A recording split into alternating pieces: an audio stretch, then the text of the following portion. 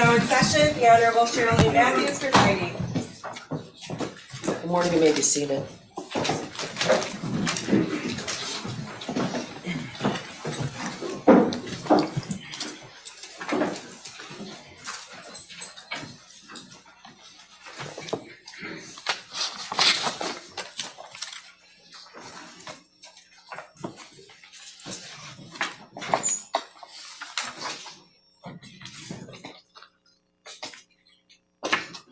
Your Honor, calling People versus James Crumbley, case number 22279-989FH. Calling People versus Jennifer Crumbley, case number 22279-990FH. Good morning. Good morning. Mark Case on behalf of People. Karen McDonald on behalf of the people. Good morning, Your Honor. Marielle Lehman on behalf of James Crumbley, who is seated to my right. And good morning, Your Honor. I'm Shannon Smith on behalf of Jennifer Crumbley. Good morning. You may be seated. I want to tell you that I became ill last Friday, and I've been taking medication for the last 5 days. I feel fine. My doctor says I'm no longer contagious, but I have a lingering cough that is sure to annoy everyone in this room. I determined my cough would not be as annoying as adjourning the sentence, so you have my apologies. All right.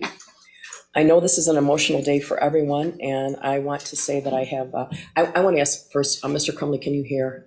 I can. Okay, all right, I want to make sure. The court has reviewed the pre-sentence investigation with regard to each defendant and the sentencing memos provided. With regard to defendant Mrs. Crumbley, have the prosecutor, Ms. Smith, and defendant Mrs. Crumbley had the opportunity to read and discuss the pre-sentence report? I have had the opportunity to discuss it with my client, and we do have a few objections. Okay, you're There's getting, one correction. you're getting ahead of me. Sorry. All right, it's a little unwieldy with everyone here, but I just want to make sure that you went over the pre-sentence report. The prosecutor has had that opportunity as well, correct? Yes, Your Honor, thank you. All right. And with regard to defendant Mr. Crumbley, have the prosecutor, Ms. Lehman, and the defendant Mr. Crumbley had the opportunity to read and discuss the pre-sentence report? Good morning, Your Honor. I have had the opportunity to review the pre-sentence investigation with Mr. Crumbley. All right. And then with regard to defendant Mrs. Crumbley, do you have any corrections, deletions, or additions, both the prosecutor as well as defense counsel? But you may go ahead. Thank you. The only correction we would have, Your Honor, is that actually on the very front face sheet, it indicates that Ethan Crumbley is a co-defendant, and I would ask that he be taken off in that regard. Well, he's not. I think probation has addressed. I've discussed this with probation. Ms. Wheeler, what is your suggestion with regard to the pre-sentence investigation? He clearly is not a co-defendant. That's correct. And in the PSI, he's listed as a related defendant, which is the best phrase we could come up with. But I'm comfortable if we want to move that to a condition 9.01. Okay. And then it would list him as a co-defendant, but it was still request the no contact order. Okay. Are you each satisfied with that? He's a related defendant, correct? I'm satisfied with that, but I would ask the court to hear our objection as to the no contact provision later. Sure. Thank you. Sure. All right. No other corrections, deletions, or additions, correct? Correct. All right. Not for Mrs. Crumbley. Thank you. All right. Prosecutor, with regard to the pre-sentence investigation, with regard to Jennifer Crumbley, are there any corrections, deletions, or additions to the pre-sentence No, investigation? yes, thank you. All right. And with regard to Mr. Crumbley, are there any corrections, deletions, or additions to the pre-sentence investigation? Yes, Your Honor, there are some corrections. Again, on the cover sheet, the cover sheet of the PSI report does indicate that Mr. Crumbley's son is a co-defendant. I understand that that's going to be changed. Correct. We're satisfied with that. Also on page 1 of the pre-sentence investigation report, there was an indication that Mr. Crumbley has a substance abuse history. He indicated during the pre-sentence investigation that he has used substances, alcohol, marijuana, but not a substance abuse history. So we would ask that the PSI report reflects that Mr. Crumbley does not have a substance abuse history. It's just simply a box checked yes, Your Honor. Well, I guess I'm going to ask probation to indicate why they checked that box, but from what I read, he indicated that he used marijuana daily, and I didn't read that there was any medical purpose. There's also some support for large volumes of vodka and whiskey being purchased in a 1 month period. So, Your Honor, I am so sorry if I may. I did not realize it says yes in the box for Mrs. Crumbley with regard to alcohol use. I didn't know we were gonna get into the substance, but those purchases were all made in November, right before Thanksgiving, right before the Crumbleys hosted extended family and people for the holidays. So to use those receipts that the prosecution attached in their memo that were not even part of trial, is unfair, and my client also denies having an alcohol abuse history. Well, they were part of the trial because I excluded them. Right. No, well, the alcohol purchases, you had excluded the photographs with the alcohol bottles. I believe 2 years ago, there was a request by the prosecution to introduce evidence that the Crumbleys had made large volumes of purchases at a liquor store close to their home. And I don't think at the time the prosecutor was able to link those party store purchases to alcohol. So at that time, 2 years ago, I believe I excluded that at that time. But I'm going to allow the prosecution as well as probation to address that. Just on the last comment from the court, Judge, that's correct. I think it was June of 2022. And regarding the purchases themselves, counsel put in photographs of that Thanksgiving dinner. There were 6 people there. The evidence supported by the prosecution shows 18 different bottles of whiskey and vodka over a 26-day period, Judge. It's factual by preponderance of the evidence that occurred. I believe probation can better articulate the reason why the box substance abuse was checked, but it appears just from the factual information, that's why it was checked yesterday.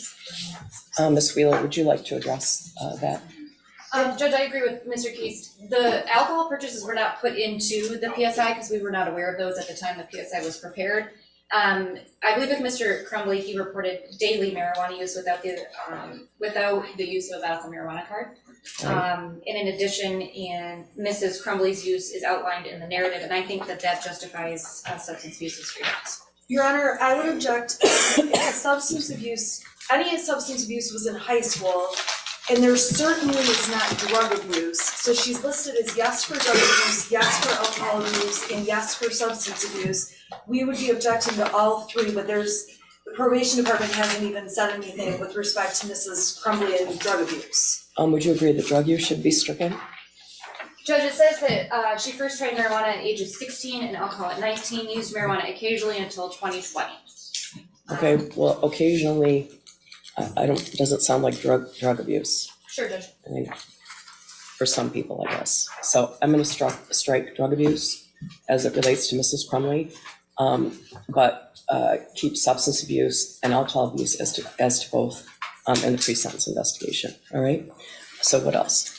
Yes, Your Honor. Also, and this is a little nitpicky, Your Honor, but on pages 2 and 3 of the basic information report, it lists the sentencing date as April 9th, 2024 at 12 a.m. Obviously, the court is not open at 12 a.m. We would just ask for the correction Well, I would tonight. be if I could.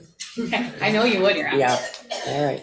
Yeah. That's a computer issue, Yeah. right? I don't Sure. actually think we can correct that at this point. Okay. It's a computer program. Sure. Your Honor, in Mr. Crumbley's criminal history, each offense lists an arrest date. Mr. Crumbley maintains that he has been arrested twice, including for the instant offenses. Specifically, record 7 of 8 of Mr. Crumbley's criminal history in the pre-sentence investigation report indicates that Mr. Crumbley was arrested on August 29th of 2017 by the Oakland County Sheriff's Office for failing to display a valid license. I did review the 52-3 District Court Register of Actions online. And in fact, it indicates that the citation was dismissed on August 29th of 2017, that the citation was issued on August 9th of 2017. So I would ask that the record 7 of 8 correct that Mr. Crumbley was arrested on August 29th of 2017. That's not accurate. Probation.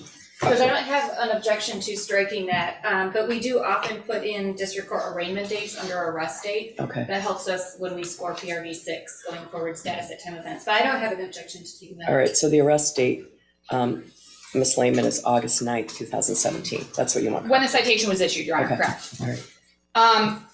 As it relates to substance use, Your Honor, and I should have said this a few minutes ago, in the PSI report, it indicates that Mr. Crumbley was using alcohol and marijuana from 1997 to 2021, but that's not accurate. During the pre-sentence interview, Mr. Crumbley was asked when he first used alcohol and marijuana, and he indicated it was 1997. So I would just ask for a correction, that it wasn't used that whole time, that it was a first use, and that it was And then Mr. Crumbley first used marijuana at 21, then not again until it became legal in Michigan, I believe is what the indication was during the pre-sentence investigation.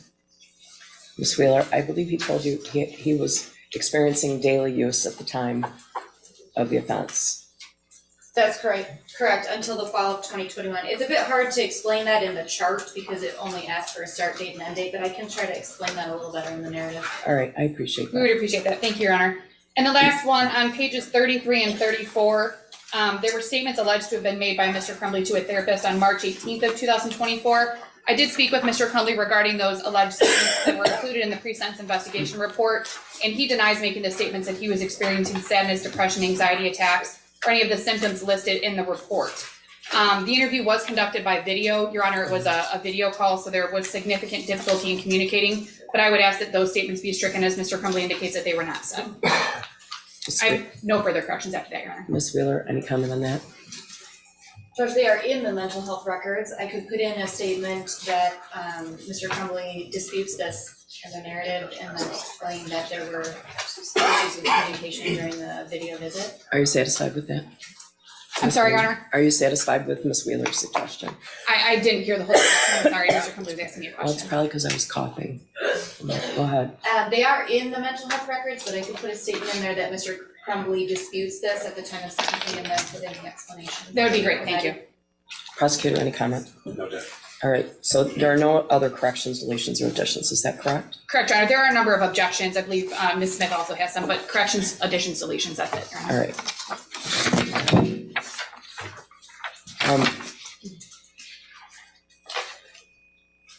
I want to point out that each defendant has a right to and will receive an individualized sentencing in this matter.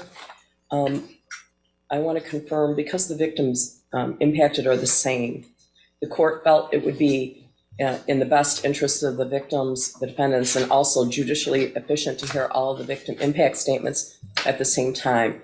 I want to be sure that neither defendant has any objection to that. No, Your Honor, that's fine, thank you. No objection, Your Honor. All right. What else about the pre-sentence investigation? Who would you like to go first, Your Honor? Would you like to go first? Sure.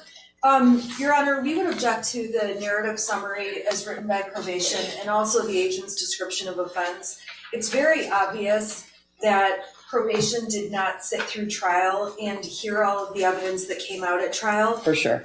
There is a number of mistakes and it is so biased that I would just make sure that ask the court to ask them to, there are so many mistakes. I mean, I could be on the record for 10 minutes going on with that, but the narrative is just not accurate. So I would ask the court to keep that in mind and make a note of that. Is the information gleaned from the police report? That's how a pre-sentence investigation is normally done.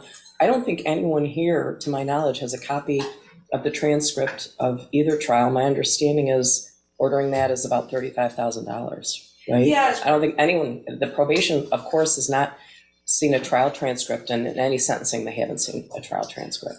I do agree with you that the agent's description of offense is from the police reports and documents along those lines. However, the narrative summary of what was proven at trial, identifying 5 things against Mrs. Crumbley, is simply inaccurate. Those 5 things are pointed out in my memo. I explain each of those. If the court does not need me to make a record, I won't, but if the court does. Well, that's up to you. It's That's in the up to you. record in terms of the sentencing memo. Okay. I'll just give like one example. They're saying that as the 5th reason, she should be considered to have committed illegal acts is because she was, let me get the right words. She was rarely home. That in itself is not a crime. That in itself is not illegal. The information put in that report is not accurate. It I wasn't agree with you. proven. The same could be said about me. Say me too. Me too. Okay. So I agree with you. But I guess where we're getting our wires crossed here is that Ms. Wheeler, and in every pre-sentence investigation, probation takes information from the police report. Like Ms. Wheeler didn't make it up herself, and she of course did not have the benefit of the trial transcript either. Also, the trial transcript does not include all of the information ever. by necessity of the rules of evidence, right? I understand. The only reason I bring it to the court's attention and make the objection is because this is a document that will follow Mrs. Crumbley, and it's important that it's accurate. So I just want to make the objections for the record. All right, what else? What else from you, Ms. Smith? Did you want me to go into the objections on the scoring and the objection on the no contact order, or would you like to first? I believe that Sister has a similar argument regarding the narrative summary and agent's description in her PSI as well. Would you like to address that before the sentencing guidelines, or? I can, Your Honor, if you'd like. I did submit the sentencing memorandum, which does more fully outline what my objections are. However, Your Honor, in reviewing the over 14-page narrative that was provided to the court in the PSI report, it's obvious that it at least appears to myself, Your Honor, that narrative was mostly written after Jennifer Crumbley's trial. It was not written after James Crumbley's trial. It contains mostly information regarding information found in the police reports, in various witness statements, and information from the prosecutor's office, it appears. And I'm objecting to it because it is not specific to Mr. Crumbley. It's not accurate. It contains information that was not admitted at trial. It contains information that was not evidence during Mr. Crumbley's trial and shouldn't be held against him for the purposes of sentencing. Well, I guess I agree with you. Ms. Wheeler is always very thorough, and I'm not surprised that there's a 14-page narrative. That information was taken from the police report, and I'm aware of that. I believe that the Department of Corrections always does it in that way. I don't think that there's anyone here, I could be wrong, who's read a trial transcript. I don't know, maybe someone has excerpts of it, but the trial transcript will take a very long time. The pre-sentence investigation is never based on the trial transcript. So I suppose it would be appropriate to include in the pre-sentence investigation that the narrative in the pre-sentence investigation is based on the police reports submitted in this manner, which are numerous, correct, from many different agencies. That's correct, Your Do Honor. you have any objection to that? No, Judge, just one comment as far as the PSI. This court indicated every single PSI utilizes the police report and other information to compile the narrative information. Correct. The court sat through the trial. The court to make the appropriate record when the sentence is handed down. The jury found these facts to be true. I dispute the characterization that the PSI is riddled with inaccuracies. I believe it to be accurate. And Ms. Wheeler obviously reviewed all the cell phone records, and those were included. Judge, you made certain rulings throughout the pendency of this trial, as you alluded to earlier. You have all the information. It's readily available to you. Nothing needs to be extracted from the summary. I have no objection to a statement in the PSI indicating that Ms. Wheeler drew information from the narrative or police reports. That's fine. Like I said, it happens in every single case. But I do dispute the characterization. But I understand the court is going to issue the sentencing individual to the offense and the offender based upon the record. Correct. So we'll add that. Thank you, Your Honor. It does, in the report, it does indicate a number of reports that Ms. Wheeler relied on in writing the narrative, and then it says, and other evidence. And again, some of the things that are listed in the narrative were not evidence in James Crumbley's trial, specifically the over 2,000 pages of text messages or messages between Mr. and Mrs. Crumbley, in addition to other messages between Mrs. Crumbley and her son and things of that nature. So I'm asking for those corrections. We could use a different word. And Judge, again, as the court has stated, it's the same police reports that are used for each, and I do believe it's very clear in the PSI that they are conversations between Mrs. Crumbley and someone else. It certainly doesn't say Mr. That's correct, Your Honor. I'm just ensuring that Mr. Crumbley's PSI is specific to Mr. Crumbley, and that the court is considering that. That's why I'm making the objections I'm making, Your Honor. All right, I appreciate that. Thank you, Your Honor. Okay, what else? Anything else about the pre-sentence investigation besides the sentencing guidelines, right? Aside from the sentencing guidelines, the other objection relates to the no contact provision proposed between Mrs. Crumbley and Mr. Crumbley, and I'm arguing on behalf of Mrs. Crumbley, obviously, and between Mrs. Crumbley and Ethan Crumbley. This is a family. They have despite even having felonies on their records, they have a constitutional right to be a family. unless the prosecution can articulate a reason that is valid and surpasses a certain standard to disrupt the family from being able to have contact with one another. Let me give you some information that I didn't previously have. I've consulted with the probation department, the Michigan Department of Corrections. They have indicated to me that if Mr. Crumbley and the shooter are in prison, the Michigan Department of Corrections will categorize them as enemies. And I put that in quotes. The reason being that they will not, it'd be like two brothers or someone like that. They will not, they're characterized in that way, so they will not be housed in the same facility. So there is that factor. I think the other difficulty I'm having is that I got your sentencing memo at about 4:32 on Friday, and Ms. Lehman's I got over the weekend.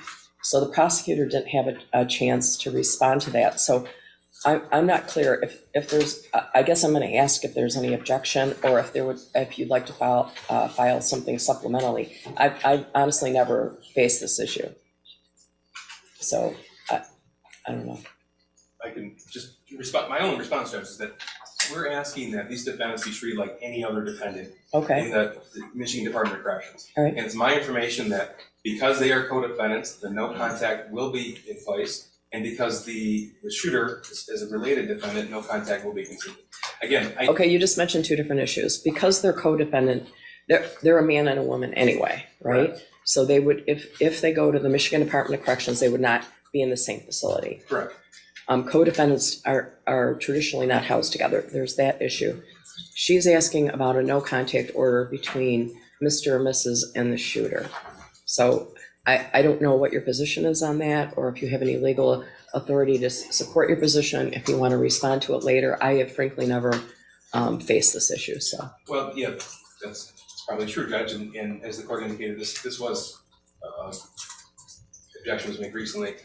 I don't have anything at the ready as far as legal authority regarding that. My information is only from Michigan Department of Corrections, and the reason why they put the no contact in place, and that is because of the nature of this crime and the fact that they are related defendants. Again, we're not asking for any special treatment one way or the other. We just want whatever the Michigan Department of Corrections would do in any other case. All right, well, would you like to respond, Ms. Wheeler? I think you are the one who told me about the enemy status in quotes that would be maintained. Yes, Judge, and there's certainly no guidebook for this situation again. Those I were my wish there thoughts on why was. I recommended the no contact order, but certainly the court can issue what they want. It was just my thoughts. Would you like to respond? If not, I don't see a reason to have a no contact order at the moment. If the Michigan Department of Corrections was able to tell me of a reason to have a no contact order, I would consider it. I know you haven't had a chance to respond, but at the moment, I can't think of a reason for a no contact order. If the three of them are all in the Michigan Department of Corrections, it would then be up to the Michigan Department of Corrections. But should I be ordering that right now is what I'm asking. Is there legal authority for me to do it?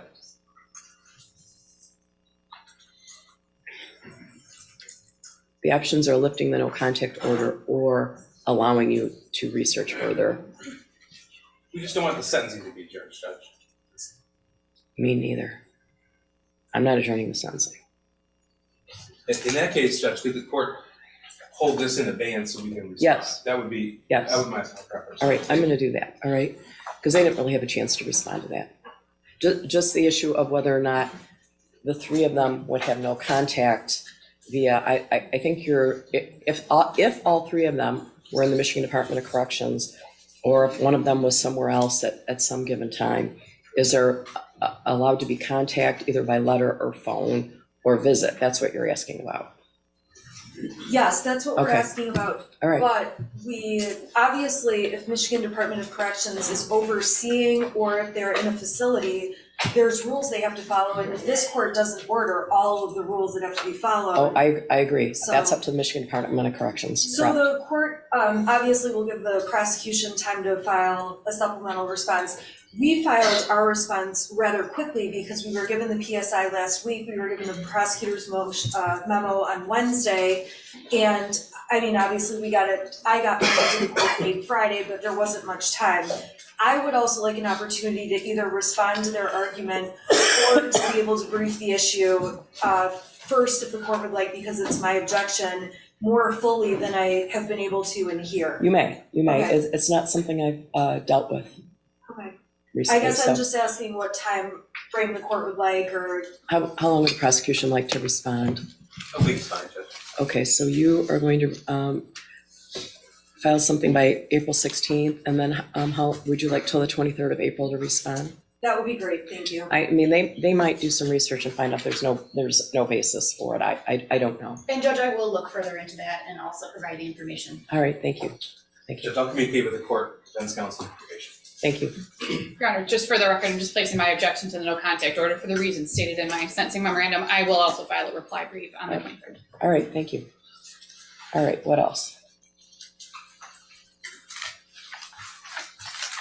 Your Honor, the remainder of the objections for Mrs. Crumbley are based on guidelines All scoring. right, sure, Would the court like me to? sure. Okay.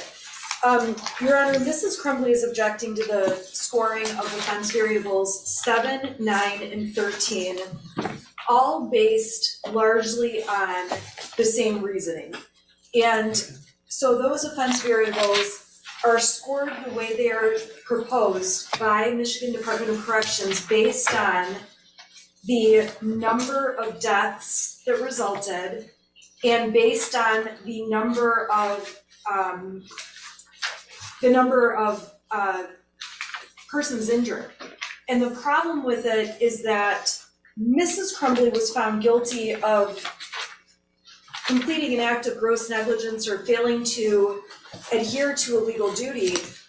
But when the shooter got the gun and made the decision to shoot multiple people, that took any and all culpability for the number of victims and put it in his hands.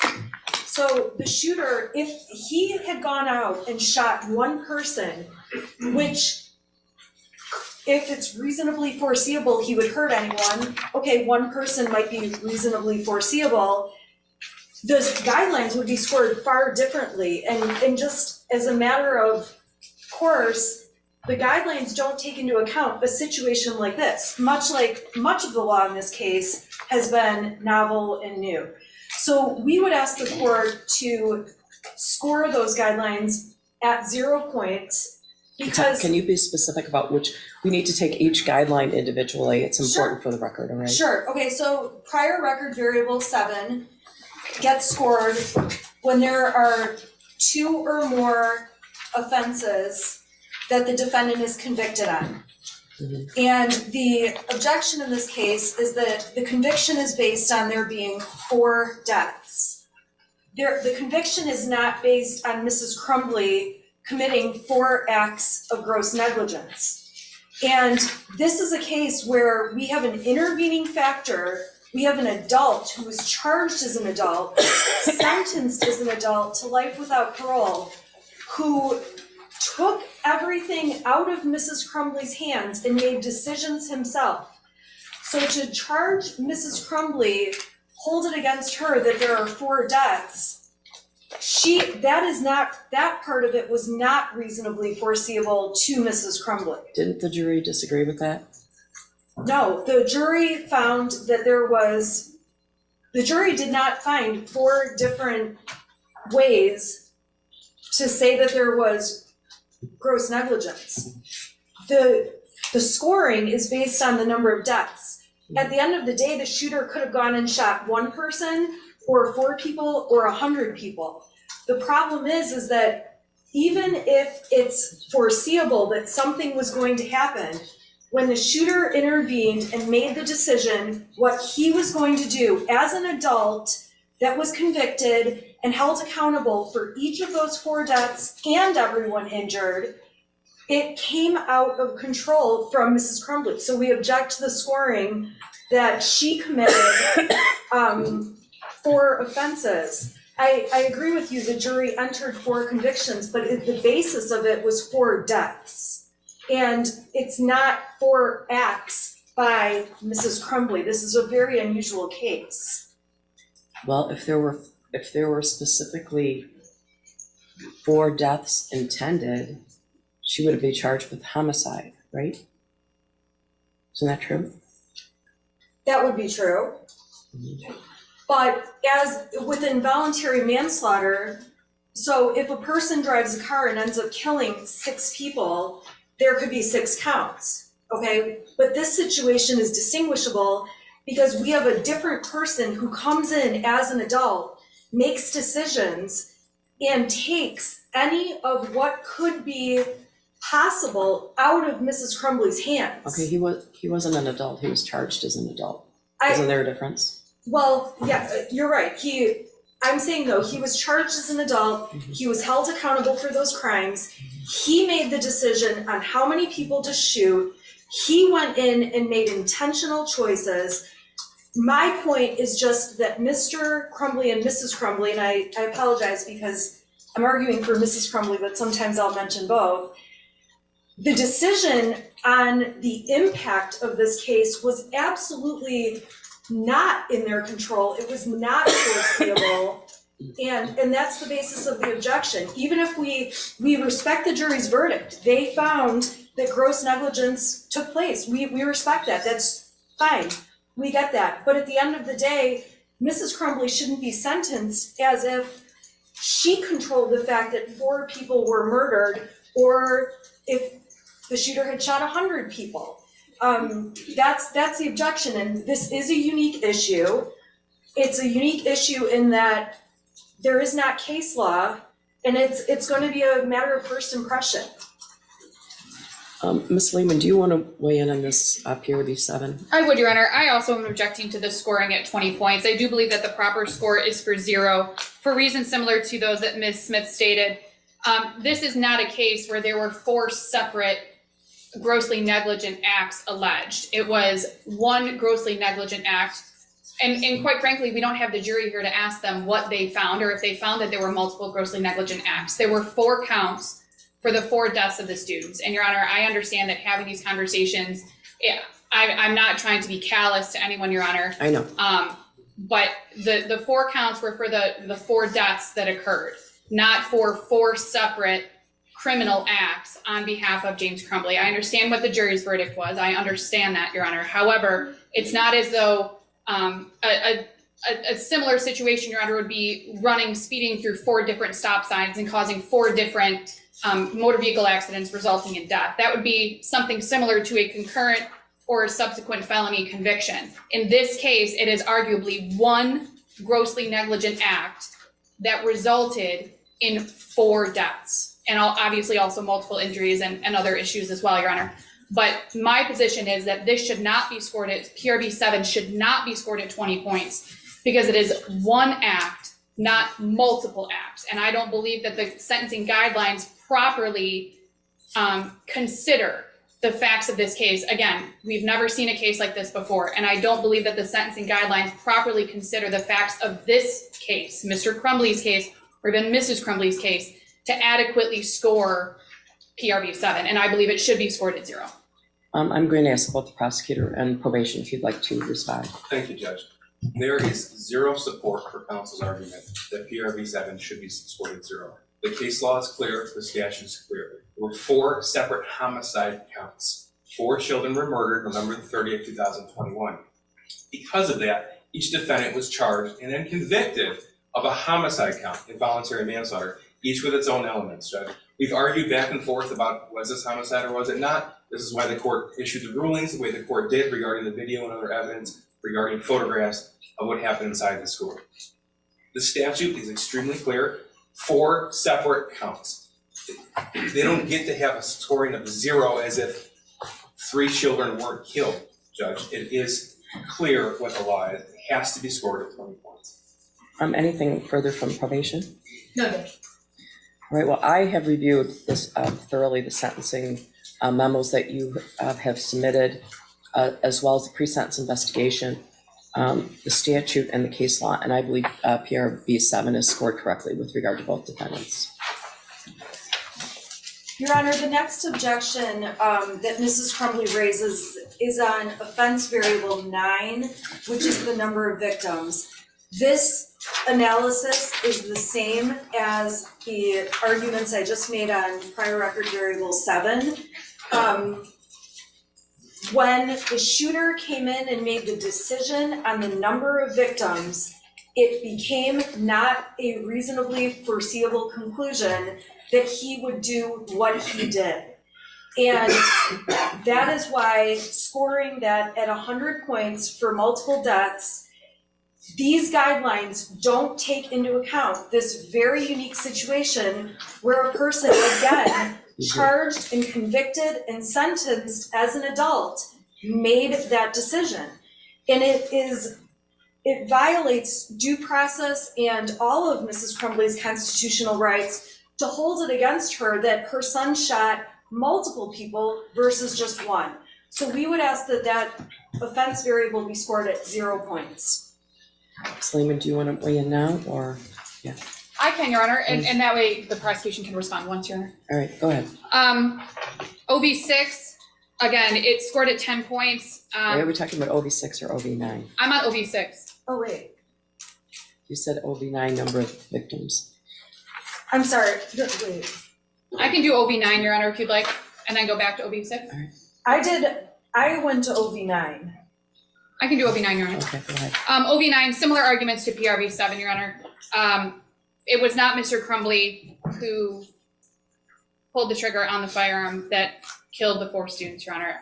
I'm making the same arguments. I don't think that I need to reiterate them, but I believe that it should be scored at 0. Thank you, Judge. Regarding offense variable 9, the jury did find it was reasonably foreseeable. There's jury instructions 1615, 1618, 1610, Judge. 2 juries, 24 individuals, 24 citizens found them guilty and found this act to be reasonably foreseeable.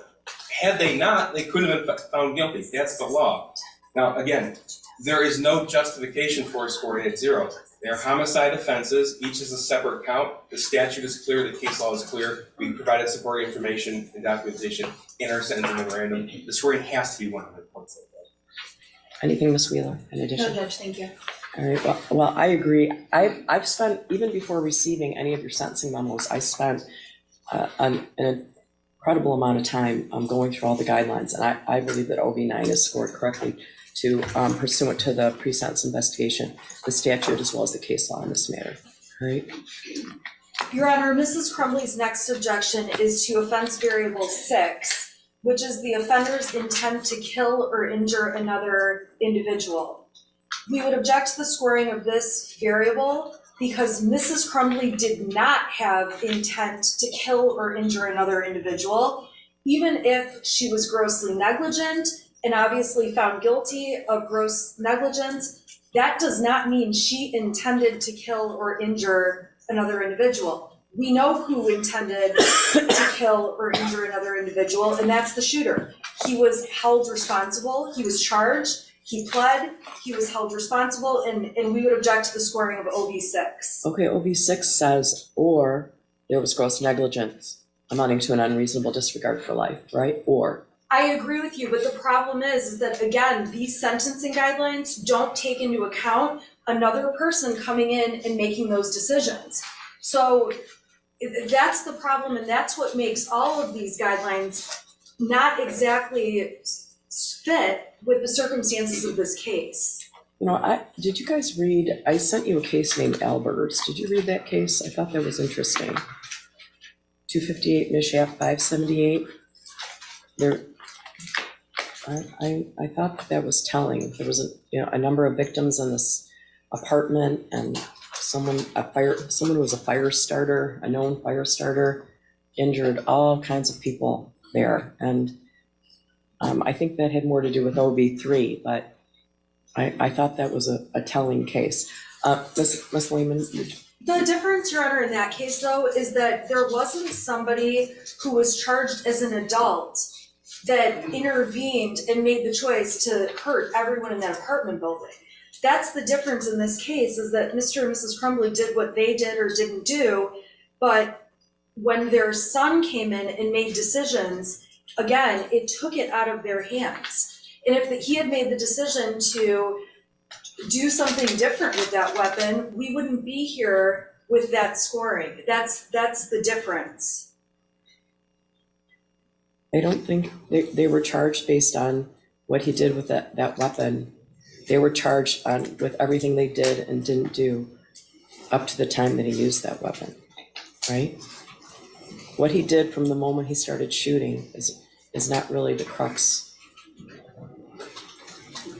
I agree with you, and that's why the problem is that because he got involved, the offenders in this case did not have any intent on their part, and so it just makes it very distinguishable from any other case of involuntary manslaughter. It complicates it enormously, and it really does become an issue of first impression in this case. Ms. Lehman? Yes, Your Honor. For OV6, it's currently scored at 10 points. The defense, Mr. Crumbley, requested it be scored at 0 points. The prosecution asserted 2 separate theories during trial, which were both read to the jury. We don't know which theory that the jury relied on. If they all relied on the same theory, if they all relied on different theories, if half of them relied on one and half of them relied on the other. Unfortunately, Your Honor, we don't know the answer to that. So the issue that we have is that there are 2 theories under which Mr. Crumbley could be convicted during trial. We know that he was convicted because we're here at sentencing, but neither of them takes into account the fact that there was no evidence presented that Mr. Crumbley was aware of what his son was planning. There's the guidelines, and specifically OV6 doesn't take into account that there was no evidence presented during the trial that Mr. Crumbley was not aware that his son had obtained access to any firearms in the home. And again, for these reasons, it's the intent. I understand that gross negligence is a part of the scoring, Your Honor. However, it's disregard for human life. There was no evidence presented that James Crumbley had disregard for human life. Whether it's believed he was grossly negligent or not, Your Honor, there was no evidence presented during trial. Again, notwithstanding the jury's verdict, I understand what the verdict was, Judge, but the guidelines themselves, the scoring, which is what we're doing right now, this is not retrying the case, this is just scoring the guidelines, and the guidelines themselves, Your Honor, do not take into account the specific facts of this case and the evidence that was presented during this case. So for those reasons, Your Honor, I'm asking that OV6 be scored at 0 on behalf of James Crumbley. Prosecution. Thank you, Judge. In Jennifer Crumbley's memo, there was no objection to OV6. We did respond and articulate the reasons why. In James Crumbley's memo, I asked the court to take that argument from our memorandum into consideration regarding Jennifer Crumbley's case as well. First, I'd like to address the counsel repeatedly calling this case of first impression. This is a rare case. It's a unique case, but it's not a case of first impression. The legal duty in Michigan has been around for years, as has involuntary manslaughter and the law surrounding involuntary manslaughter. We actually cited Albers to the Court of Appeals as well as to this court in our response to the defendant's initial motion to quash in early 2022. That case is on point, as is People v. Cole, which is cited and attached to our sentencing memorandum.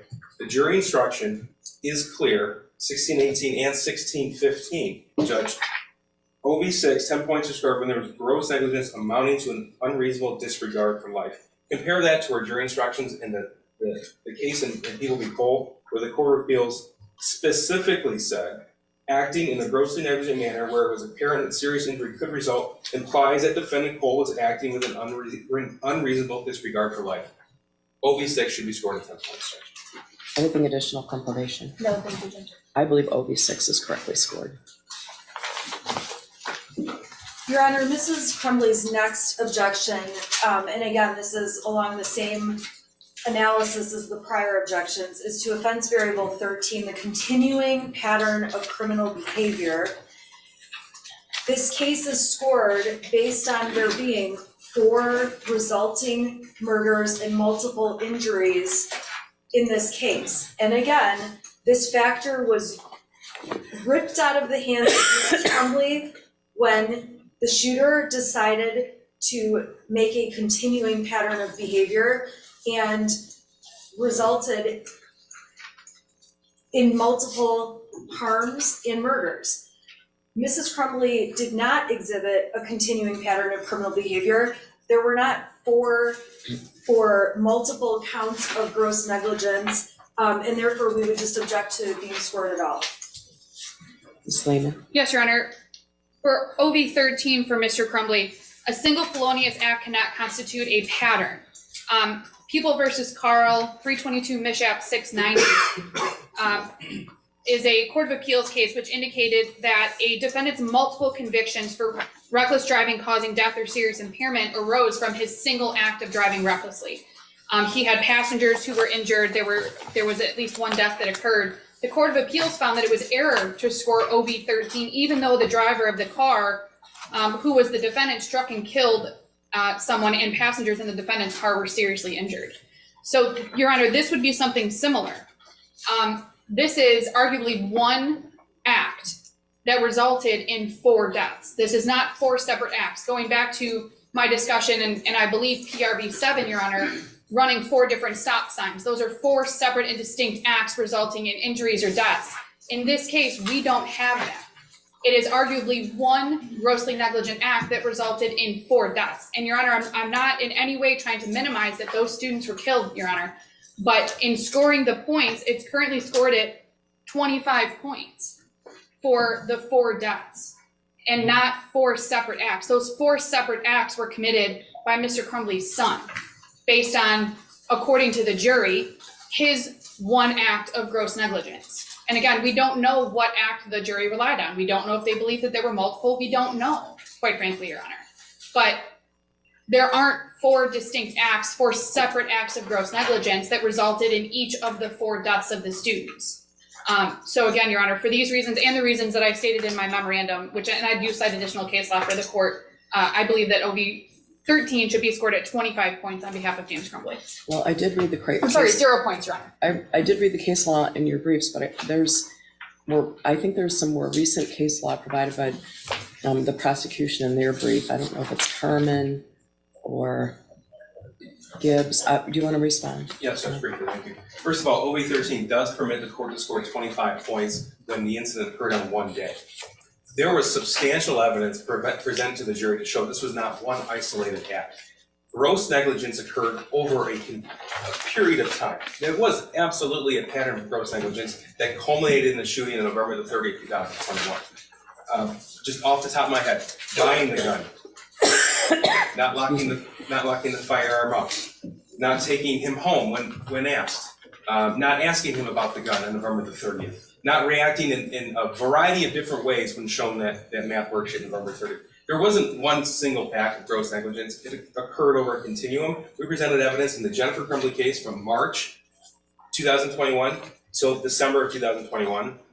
In the James Crumbley case, again, March from 2021 to December of 2021. Over the period of those 8 months, Judge, there were a number of acts for this court to rely upon. We do believe that OV13 is appropriately scored at 20. Anything else from probation?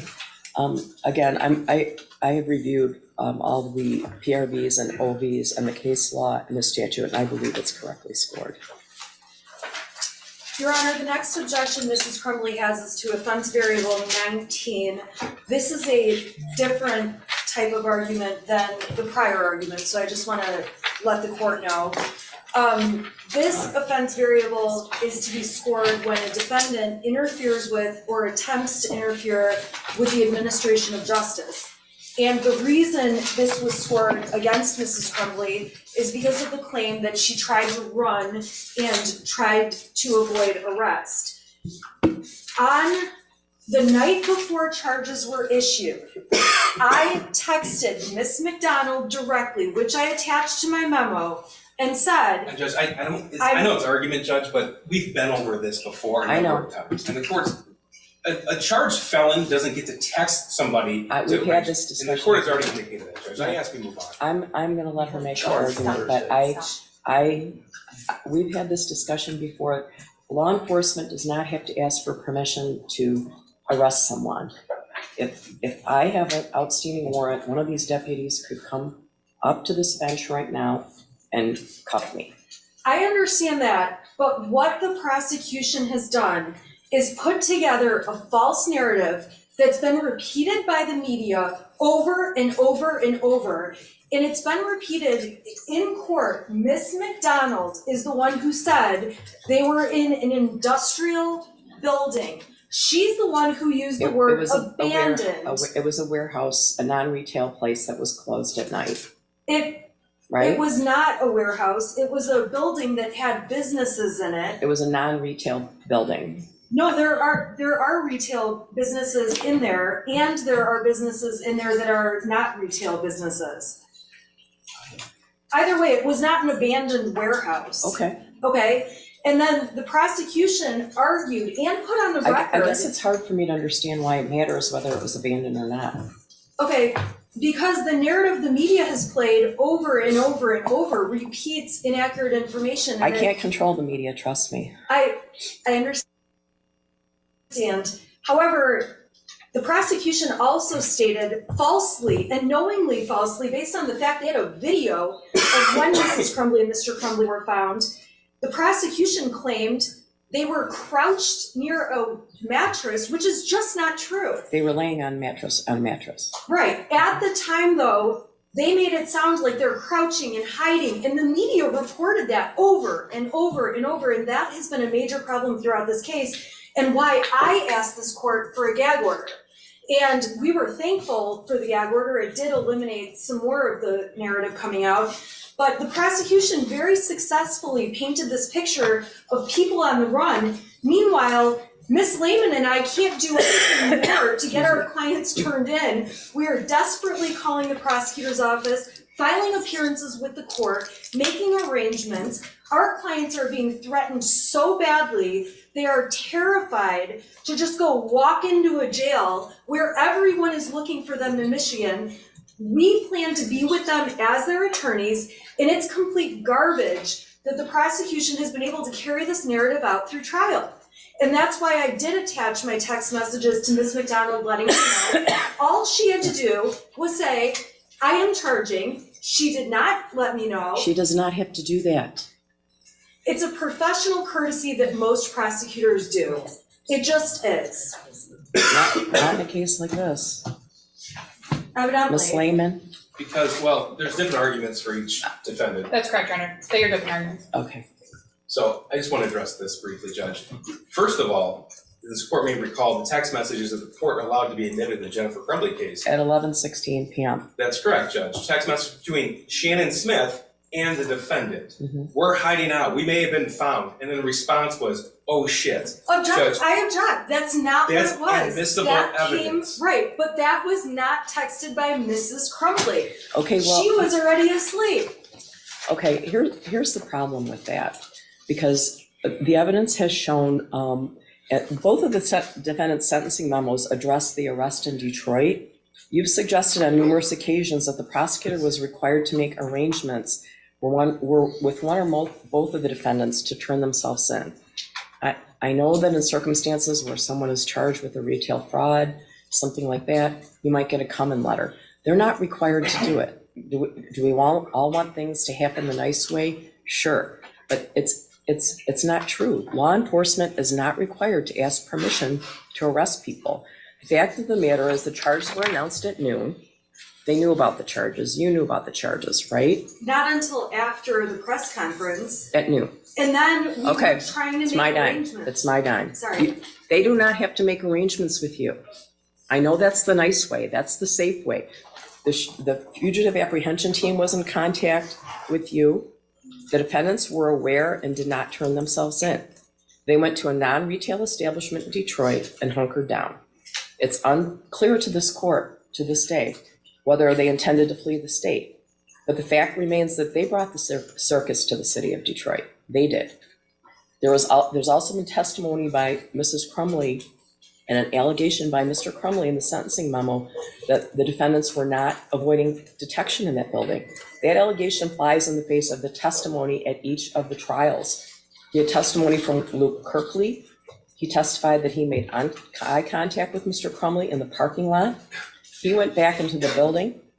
We see that on the video at the art studio building, industrial building, whatever you want to say, that the defendant, Mr. Crumbley, followed Luke back into the building just after that. Luke immediately called 911 at 10:43. I reviewed all the testimony in this area. The Detroit police arrived 20 minutes after that 911 call. There are texts from Mrs. Crumbley's phone at 11:16 p.m., despite the fact that she testified she took 4 Xanax, drank vodka, and was asleep by 11 p.m. That is simply not true. Numerous agencies, including the Detroit Police Department, Border Patrol, SWAT, the Oakland County Sheriff's Department, and the Oakland County Fugitive Apprehension Team descended on this industrial building. The Detroit SWAT team entered the building at midnight and started breaking down doors with a steel ram. They started on the second and third floor. They obtained a key to the door where the defendants were on the first floor an hour and a half later. The suggestion that the defendants were asleep and did not hear this is highly improbable. Thank you, Judge. The only addition I have to that is the court referenced the testimony from the trial judge, and I appreciate that because retired Sergeant Hendrick as well as Lieutenant Willis testified very clearly upon multiple questions. Is a sheriff's office function to trigger the fugitive apprehension team? It is a law enforcement function. It doesn't happen because of a request or demand by the prosecutor's office. It's wholly separate and distinct. That was clear in the testimony. I just want that to be part of the record. Thank you, Judge. Did you want to make a different statement about that? I did, Your Honor.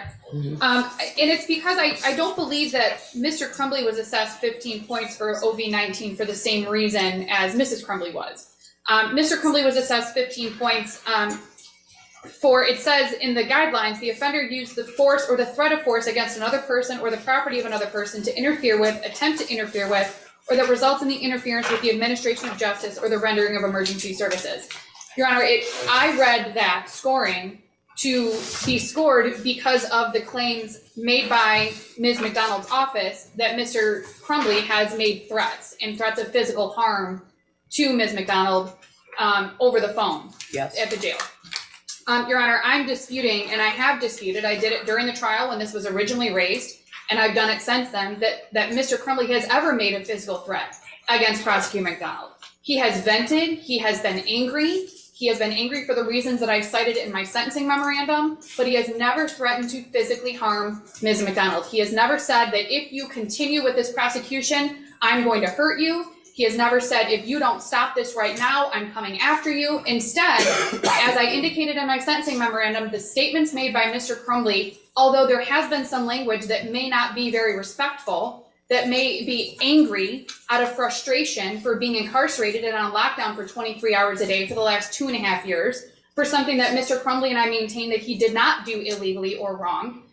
But he vented his frustrations, Your Honor, and he never threatened harm. He never said if Ms. McDonald continues that he's going to do something, or Mr. Keast, or Mr. Williams, or anyone else at the prosecutor's office or law enforcement. So he scored 15 points, presumably based on these claims of threatened physical harm against Ms. McDonald, which we dispute ever happened. Mr. Crumbley and I maintained that OV-19 should be scored at 0. Again, we also dispute that he was ever fleeing, so even if the prosecution wanted to change their theory to the flight, we would dispute that he was even fleeing, although I understand what the court just indicated and what Mr. Keast has indicated previously. So for the purposes of scoring OV-19 should be scored at 0. There have been no threats of physical harm. There have been no interference with the administration of justice. There is a thumb drive of the threats. We could play them, or Mr. Keast could read them into the record. I don't know to what extent the prosecution would like to address. I do. I hope not to, Judge, but I do need to respond to the argument. I'm not going to read all of them. They're on page 4 of our sentencing memorandum. And we did attach them as the court indicated. So I know the court has listened. Mm-hmm. OV-19 should be scored at 50 points if the offender used force or the threat of force against a person to interfere with or attempt to interfere with the administration of justice. I don't know any other purpose for what James Crumbley did other than to interfere with the administration of justice. He knew specifically that his jail calls were recorded. He knew, or at least he believed, that the elected official, Ms. McDonald, was listening to him because he sent a message specific to her. He did it not just in an abstract sense, Judge. He did it while she was actively prosecuting the case. I have had a number of instances where defendants threatened witnesses. Rarely do we see a defendant threatening the prosecutor, let alone a member of a trial team, let alone the elected official. There will be retribution. She's going to be fucking sucking on a fucking hot rock down in hell soon. I'm on a fucking I'm fucking on a rampage, Karen. Yes, Karen McDonald, your ass is going down and you better be fucking scared. I didn't want to read that, Judge. That was just a few weeks before the trial. I don't know any other definition what that could be other than a specific threat made to a member of the trial team. We ask that this defendant be treated no differently than any other defendant who would make a similar statement to any prosecutor or defense attorney or judge in this building. OB-19 is certainly scored at 15 points. I believe that it's correctly scored with regard to Mrs. Crumbley and Mr. Crumbley based on their avoiding law enforcement while at the art studio, industrial building, whatever you want to call it, on that evening for a long period of time. But in the alternative, there's alternative theories for scoring OB-19 with regard to Mr. Crumbley. Regardless of his ability to make good on those threats because of his incarceration, I still do believe that those were threats against the prosecutor. Thank you, Judge.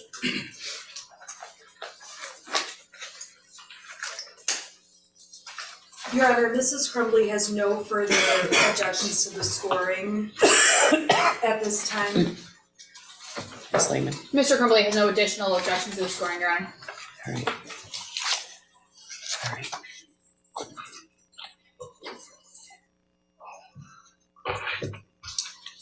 I have a number of written statements that were provided by various individuals. I'm going to read the names of the people. Could you tell me the pronunciation of Madison Baldwin's mother's name? Nicole Beausoleil? Yes. Beausoleil. And the mother of Hannah, Ms. St. Juliana. Is it I St. Juliana? Kristen Baldwin, Raina St. Juliana, Steve St. Juliana, Jill Suave, Molly Darnell, Danielle Krozek, Andrew Muska, Marla Lay, Olivia Upham, Renee Upham, Megan Gregory, Patricia Cunningham, Linda Russo. Those are individuals who provided written statements, and I have copies of those. I wasn't sure who had what statements, so they were scanned by my office and sent to everyone yesterday. I know that there are a number of individuals who want to address the court. I guess I should ask if at any time anybody feels like they need a break, they should tell me. All right? All right, so you have not objected, correct? Yes. All right. Correct. Do you want to do that at this time? Could we take a break now, Judge? Yeah, Before the impact statements? Yeah, do you need a break? I guess I would ask, you've had time to review the written statements, correct? Your Honor, we did get them late last night. I'm going to read over them during this brief break again. I have read over them once, but I'm going to read again just to ensure that there are no objections. Yeah, I didn't have reason to believe that you didn't have copies of them, but they weren't necessarily funneled to the probation department. Some of them were sent directly to us. I've gotten letters from people from across the country that were very interesting, so. Your Honor, may I say one thing regarding the victim impact statements? The victims are not in the courtroom required to provide their oral statement to us before they deliver it. Correct. And some chose to do that. Correct. Some chose not to, based on our prior experience with the shooter sentencing. Sometimes they chose to submit it, and it was different when they delivered it. So I just want to make it clear that we under the Crime Victim Rights Act, nor do I think it's appropriate, have any control or edit or of what they're going to say, because it's their impact statement. So. Yeah, I understand, and I have gotten some written statements from individuals who I believe intend to make an oral statement as well. So, yeah, that's up to the individual. All right. Your Honor, with respect to the statements, initially, the defense for Mrs. Crumbley was concerned about the number of statements. We believe that the court can sort through what to take into consideration for this sentencing, and plus the court has lots of experience doing so. And so we do, if at some point there was an objection in terms of discussion, we don't have an objection at this time. Yeah, you know what? You guys were on this email yesterday that discussed all of the individuals who would be giving oral statements. Correct, Your Honor. Correct. Yes. And I know we all went back. I think we've all discovered a little glitch in the Crime Victims' Rights Act that it's not specifically clear who's considered a victim under the Crime Victims' Rights Act. There's some difference of opinion maybe, but I'm again relying on Albers that discusses OB3 and gives a broad definition of who a victim is. In any event, I am inclined to hear oral statements from all the individuals that were listed in the email that went to all of you last night. All right? I have no objection to the individuals on that list, Your Honor. All right. Yeah, same here. And I certainly would appreciate you making any objections to their statements at the end of their statement, right? Your Honor, I don't know if we need to approach on that because there was some discussion by email about the objections. Okay, well. Or maybe we can handle it during the break, Judge. All right. When you say making an objection while the individual, I'm going to insist that everyone keep their statements directed at sentencing, for sure. All right? Your Honor, I don't anticipate, and I don't believe Ms. Smith would anticipate making objections to a victim impact statement. Obviously, things could arise, Your Honor. Excuse me. And obviously, we have duties to our clients as well. We wouldn't be doing it in a disrespectful way to anyone, Your Honor. But we would just ask, again, you've already reminded the court. I'm certain that the prosecutor's office has reminded anyone making a statement what the guidelines are in relation to those statements. So I don't anticipate having to make an objection, Your Honor. But obviously, if one arises, an objection would have to be made, Judge. All right. Do your clients need to go downstairs? Yes. Yes, Your Honor. Just two things briefly. There are no guidelines in a victim impact statement. It's how the victim's impacted. It's personal and unique, Judge. Sure. Now, obviously, the court knows that. I just wanted to make sure we were clear on that. But they have to be directed at sentencing, the statements. In one housekeeping matter, we just need to add in, we can stipulate, the defense will stipulate, we add in the additional victim impact statements received last night, as well as James Crumbley's GED verification, just for the PSI. Oh, I didn't ask you if you had any additions to That's PSI, all. did I? I'm sorry. Okay. His GED, and what else did you say? His GED verification and the additional victim impact statements that weren't received by parties. Yeah, I think we got some at about 6 o'clock last night, right? Right. So, yeah. If you're not in receipt of something, you should let me know. It was hard to determine at one time who was receiving what, so. If maybe we can discuss with the prosecution who we should have impact statements from and determine whether or not we are missing any impact statements, the written impact statements, because we did receive some later last night. I don't know if. Yeah, we sent those last night. I received what the court sent and what's in the PSIR. Correct. That's what I've received as well. I don't think there's anything else We received one this morning. from Mr. Schilling, Yes, sir. but I believe Mr. Schilling is going to make an oral statement. Correct, Is that correct? Yes, So sir. I wasn't concerned about that. Thank I was referring to the written letters received by the court. Okay. That's what we got last night, correct, Your Honor? Okay, Everything in thank my you. possession was sent. Thank you very much for clarifying, Judge. All right, so both of the defendants are gonna go downstairs, so I want everyone to remain seated during that, all right? Thank you.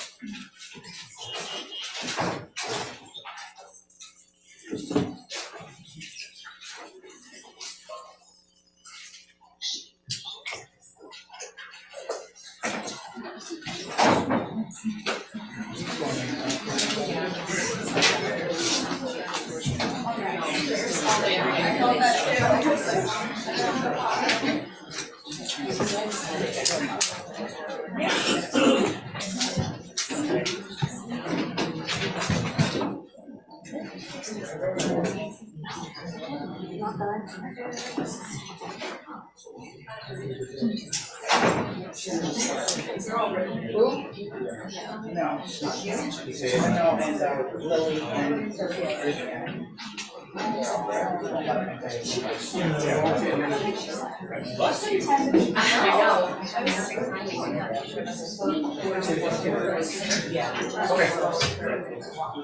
and I'll send a message.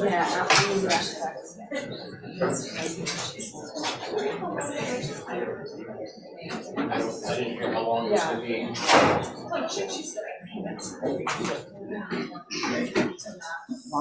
It's like at least 10 to get it down and get it back up.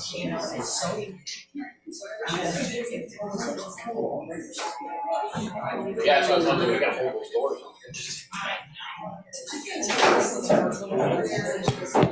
Oh,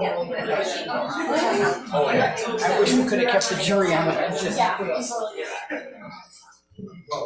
I would read those go back and stuff. Even those old pews were more comfortable. What's that? Yeah.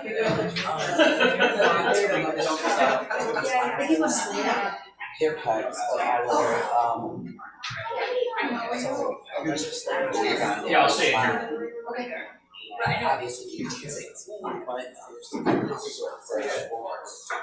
Really? So we can try to go up there still? Yeah, let's wedge that door, keep it open, we supposed to keep it.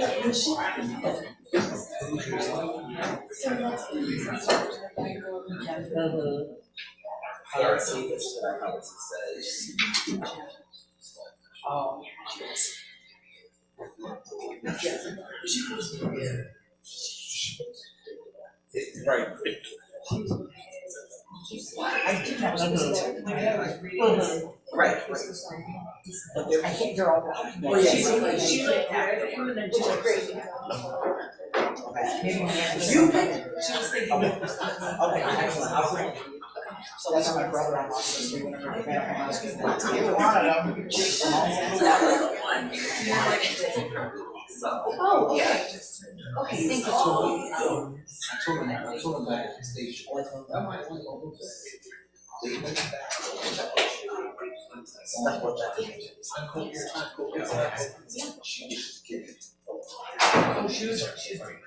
Can you send this while you're in the Okay, all right. They told me, they said, we're not intentionally blocking you. I can't see it. Oh,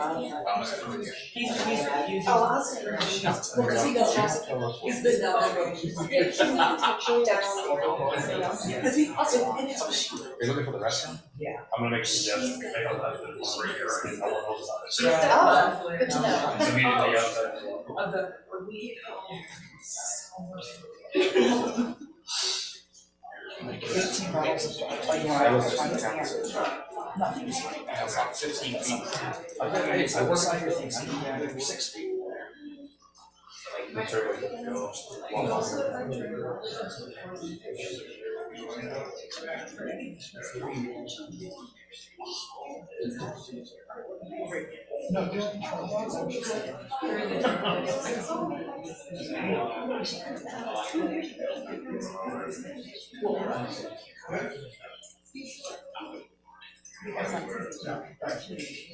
Right, yeah, All I know is I haven't finished since 2017.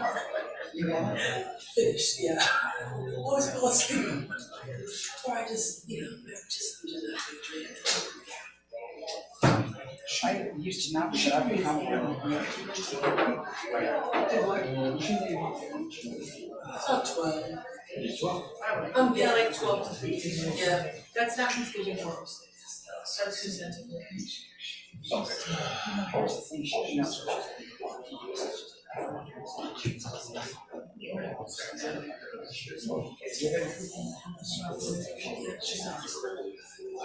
It's 20 degrees.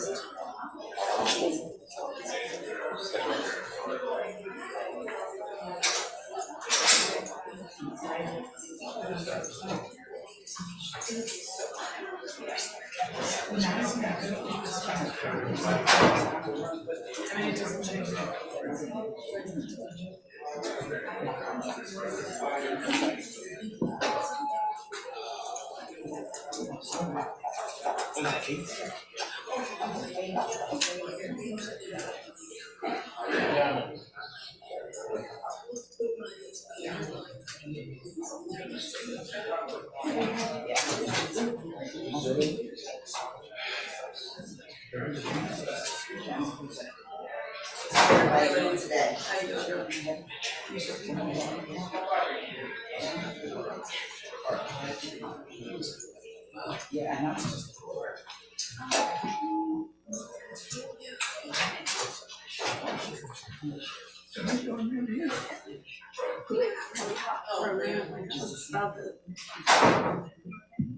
Catch.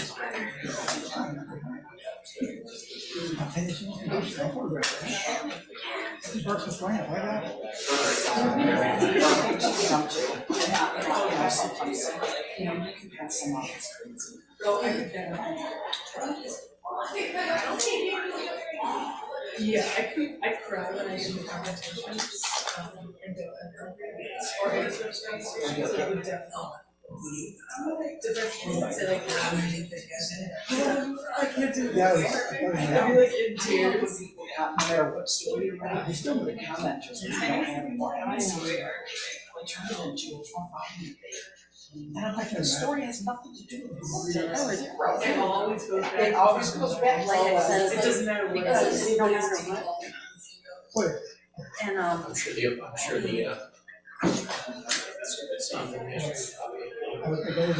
oh yeah. Out of here, I don't care. It's like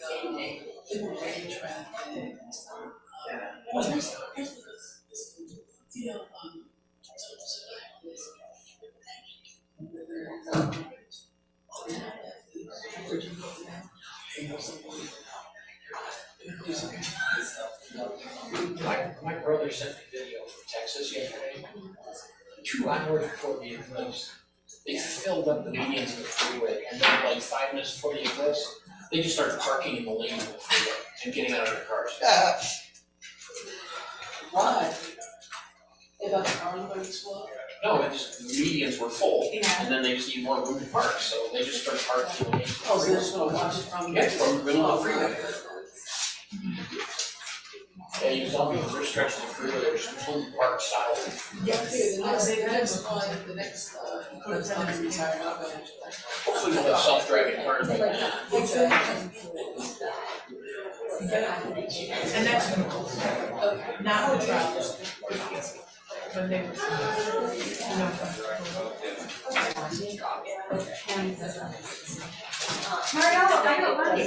Oh, did you? Yeah, you did. They told me earlier, didn't they? They told me earlier, I didn't have to be there, I wanted to take a sticker off. No, they're nothing if not thorough. What's that? I said they're nothing if not thorough. Yes, they're good.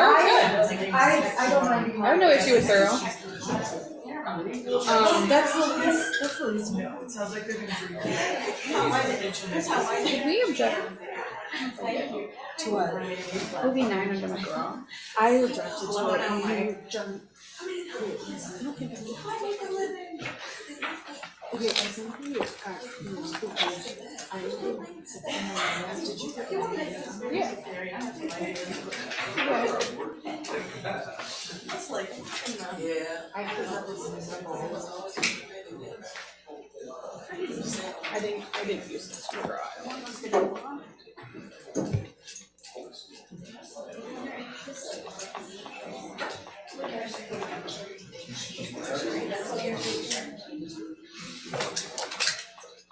What's that? Absolutely, oh my God.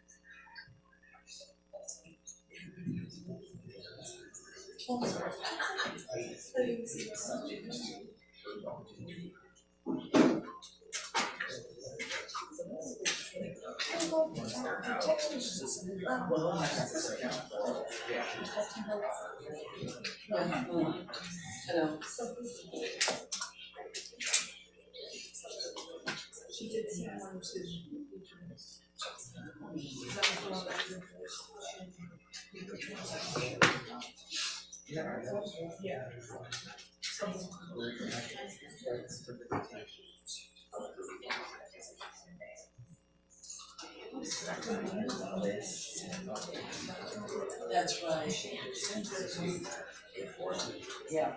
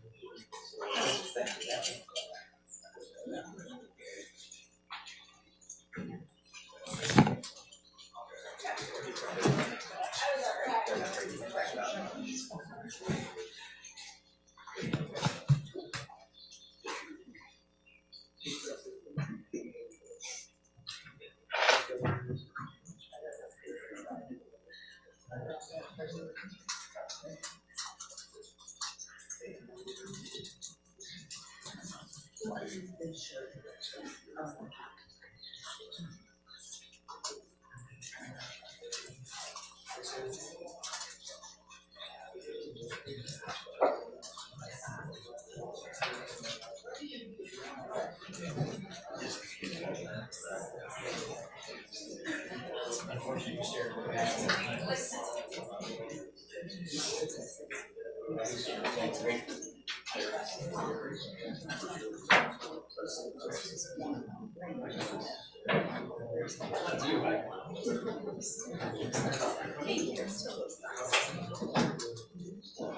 And you can't.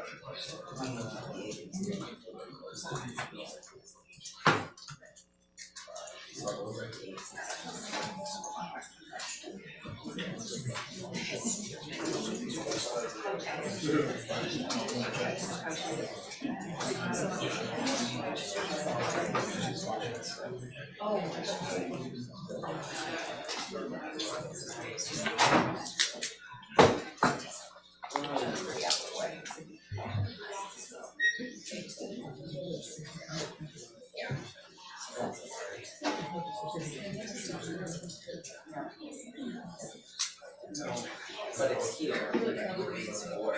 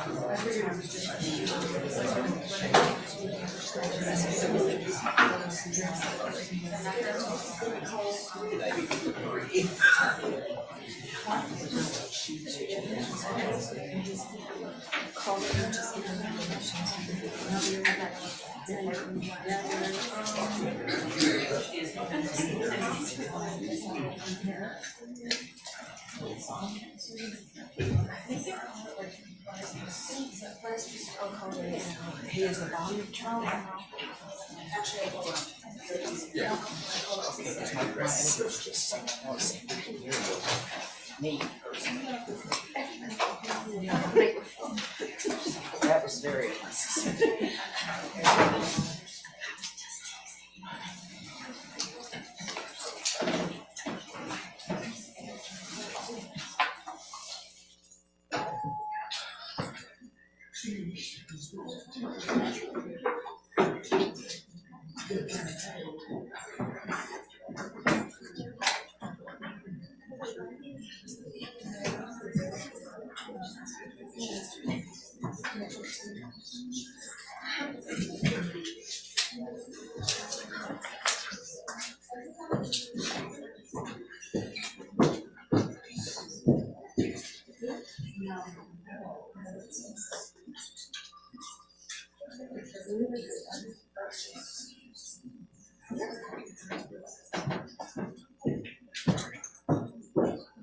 Not the lunch pail.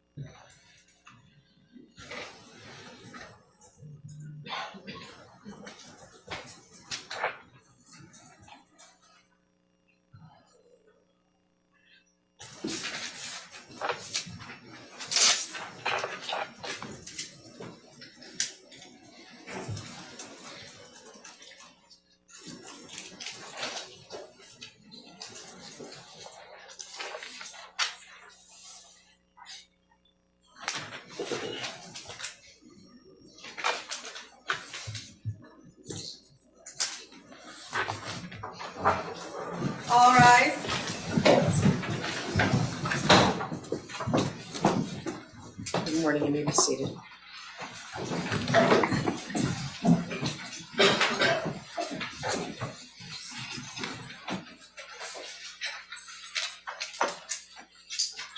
Recording in progress.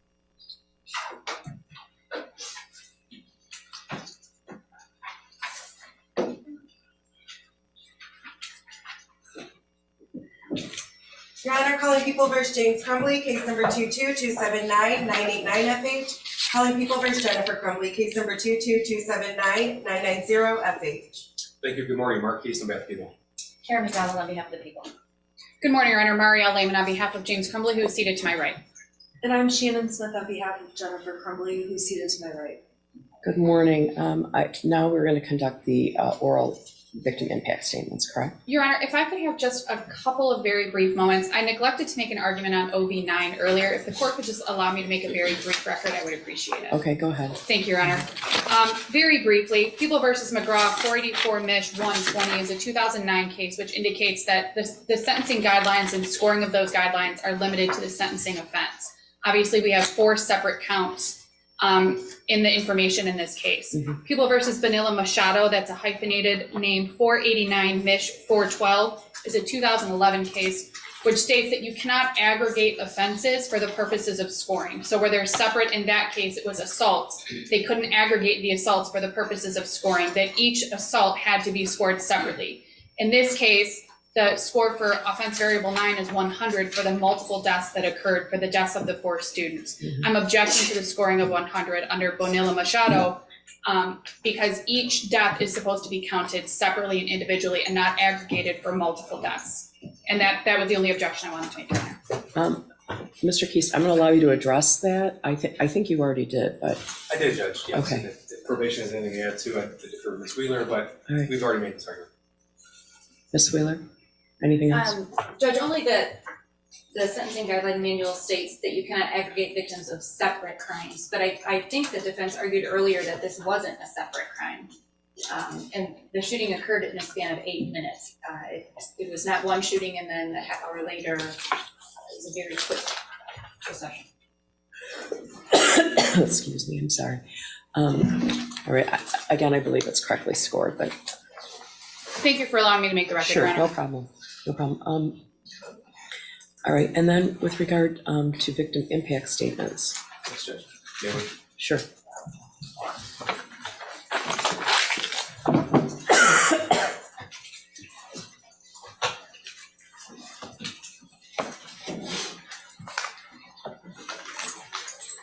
Good morning. Good morning. I wasn't doing a great job at the French pronunciation of your name, Nicole Beausoleil, correct? Correct. Was that right? Yes. All right. What do you have to say? Deep breath. I would like to start with the person that matters the most. Madison, she was a kind soul. She always had a smile on her face. She lit up the room when she walked in. Her laugh I could listen to all day. It was infectious. Her big sister skills were undeniable, and she took that role very seriously. Madison was smart, funny, loving, passionate, determined, and genuine. Her expectations were high, and at times we needed to let her fall. She needed to be reminded that not everything is perfect, even if she wanted it to be. Madison had an influence that most never achieved. Sometimes I would listen to a poem she wrote or watched her create art with no tracing, just pure talent. She would talk about college and what majors she would like to do and what would be most helpful to society. The passion that she had for everything and everyone was remarkable. I would catch myself watching her and thinking to myself, how lucky am I? I'm the one that gets to be her mom. What did I do to deserve a perfect person? She will be the best thing to ever happen to me at such a young age myself. I grew up because of her. We grew together. I learned from her. I mattered because of her. From the moment she was born, I promised myself that I would be there no matter what. Through the falls, heartbreak, letdowns, and struggles, I would be there. I would listen, learn, and love every moment. I wouldn't miss a thing. I would always protect her. On November 30th, 2021, exactly 17 years, 6 months, and 13 days made me break my first promise, and it will hurt for eternity. As her mom, I didn't protect her. First, I'd like to say thank you to the prosecution team. I say thank you to you all. Saying thank you really doesn't seem enough anymore. The countless hours you've worked, time away from your family, and always taking our feelings into consideration. Karen and Mark, the work you've put into getting all the facts, speaking to us like we matter, and never wavering from your goal. It speaks volumes of the people you are, and I'm proud to call you a part of Madison's voice. Advocates and Jen, I'm not sure where to start. You've all seen me hit points in this tragedy that some days I wasn't sure who I was. One minute I'm laughing, next I'm crying, and sometimes I'm just silent. Either way, one thing stayed consistent. You always listened. Jen, you're not just a friend, you are family. My mind keeps going back to something during the trials. Something that is almost on repeat, like a broken record. It's something as a mother I can't understand, and honestly, I don't think any mother would understand.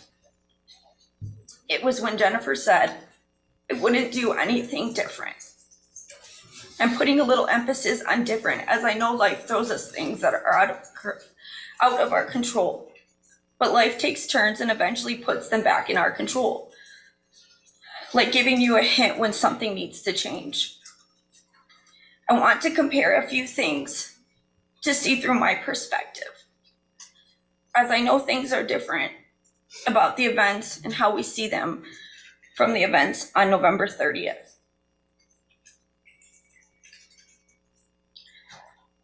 While your son was hearing voices and asking for help, I was helping Madison pick out her senior classes. While you were purchasing a gun for your son and leaving it unlocked, I was helping her finish her college essays. While you dropped him off at school upset that he was failing class, I texted Madison, drive safe, it's slick outside, have a good day. When you got a call to meet at the school about your son and how it interfered with your day, I was rearranging my schedule so I could take Madison to get her oil changed for the first time. When you left without hesitation and not taking him home, I was worried if she'd be okay driving in the first snowfall of the season and if she brought a coat. When you walked out of the office with a steady pace after hearing an active shooter, I ran from my home and started driving, trying not to break the law. When you were on the phone for 10 minutes with each other trying to figure out where the gun was, I was on the phone with her father and family trying to figure out where she was. When you left the Myers without knowing where your son was, I was desperately trying to get there as soon as possible. When you knew the gun was missing, you called the police, knowing it was your son who took it. I was having family call every hospital describing what she looked like.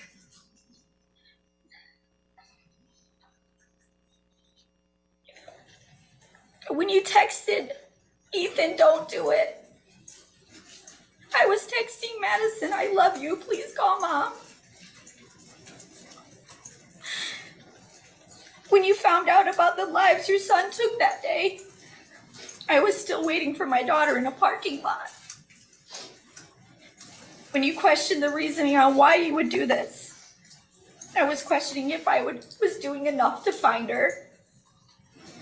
When you got a chance to speak with your son, seeing him alive and showing no support, I was watching families reunite with their children, waiting for my moment. When you asked him why, I was waiting for the answer onto why the last bus never came. When the police showed up at your house, you didn't understand why they were there. And I was asking police if they checked every possible location and if I could go search too. When you texted about not losing your job and you needed a lawyer, I was still calling my daughter because she came first in all parts of my life. When you could leave your house, I was still a prisoner in Myers. When you worried about what people thought of you and feeling threatened, I was learning your son threatened my daughter and fatally shot her in the head. When you drove to get your burner phones for communication, I was laying on the floor in Myers for hours crying because I forgot how to speak. When you checked into your first hotel, I was telling Madison's 11-year-old sister she was gone. When you cared more about yourself and getting alcohol and supplies, I was identifying my daughter at a medical office wishing I could take her place. While you were hiding, I was planning her funeral. And while you were running away from your son and your responsibilities, I was forced to do the worst possible thing a parent could do. I was forced to say goodbye to my Madison. We all see things different. Some prioritize and some don't. Accountability can only be given if you actually try it in the first place. As a parent, we all make mistakes. This is a normal way of life. Usually when mistakes happen, we learn from them. We try to fix it or talk it over.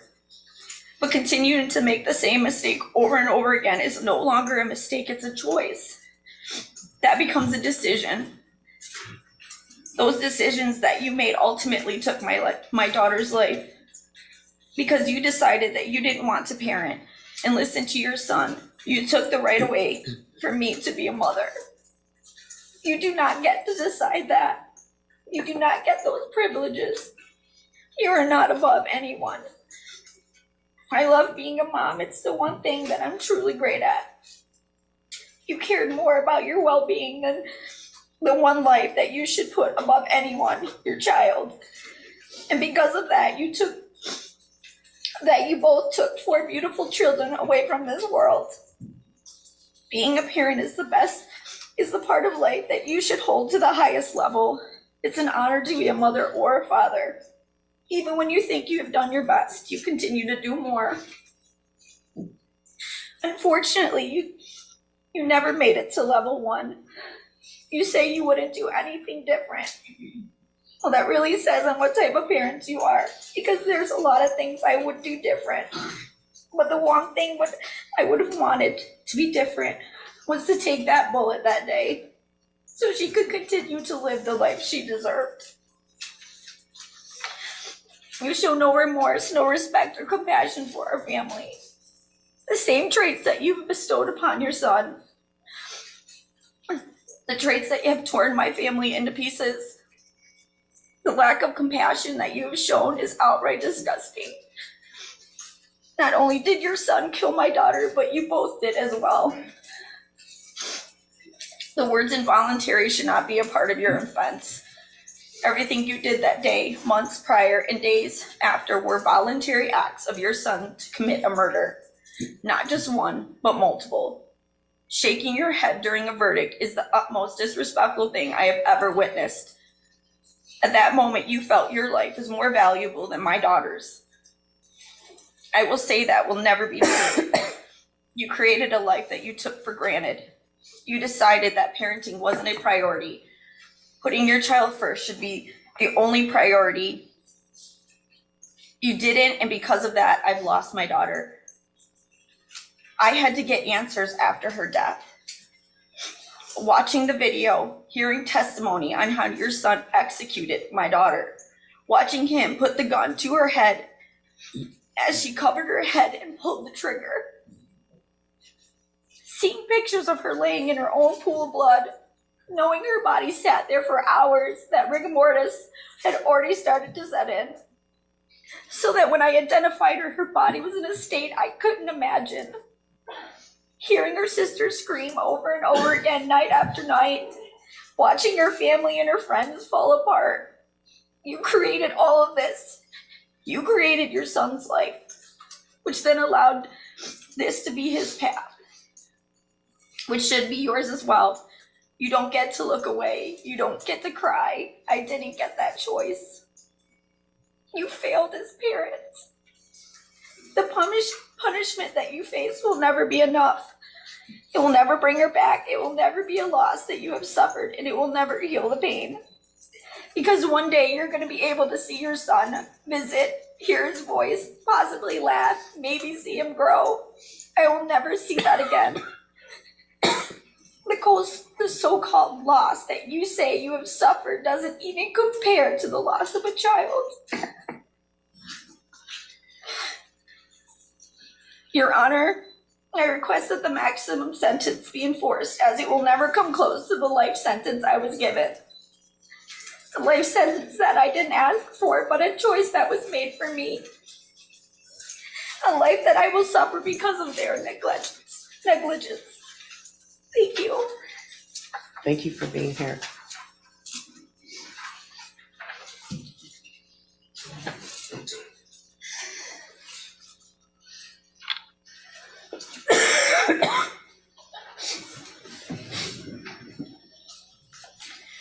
Good morning. Can you tell me your name? Yes, Jill Suave. All right, go ahead. Yes. Thank you, Honorable Judge Cheryl Matthews, for your time on this case. I know it hasn't been easy on both. Thank you also to Karen McDonald and the entire prosecution team. We appreciate your efforts. Your Honor, my trauma and devastation is hard to put to words, but I have done so in my letter to you. I would also like to mention Justin's brothers, Nathan and Clay.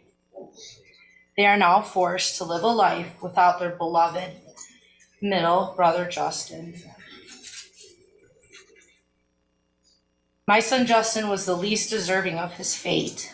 He was the best son that any mother could pray for. Justin was brave, spending his final moments protecting a fellow student. He was hardworking, a lettered athlete, a top honor student. He was kind and inclusive to all. He was full of love and joy. His future was so very bright and full of possibilities.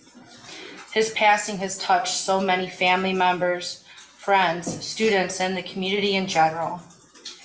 The ripple effects of both James and Jennifer's failures to act have devastated us all. This tragedy was completely preventable.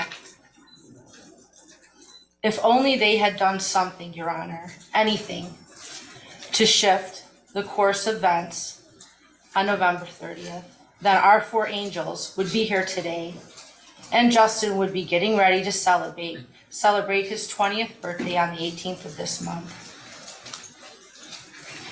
If only, Your Honor, they had taken their son to get counseling instead of buying him a gun. If only they had secured that gun. If only they had spoken up that day in the counseling office. If only they had checked his backpack. If only they had taken him home or taking him to counseling instead of abandoning him at that school, I wouldn't be standing here today.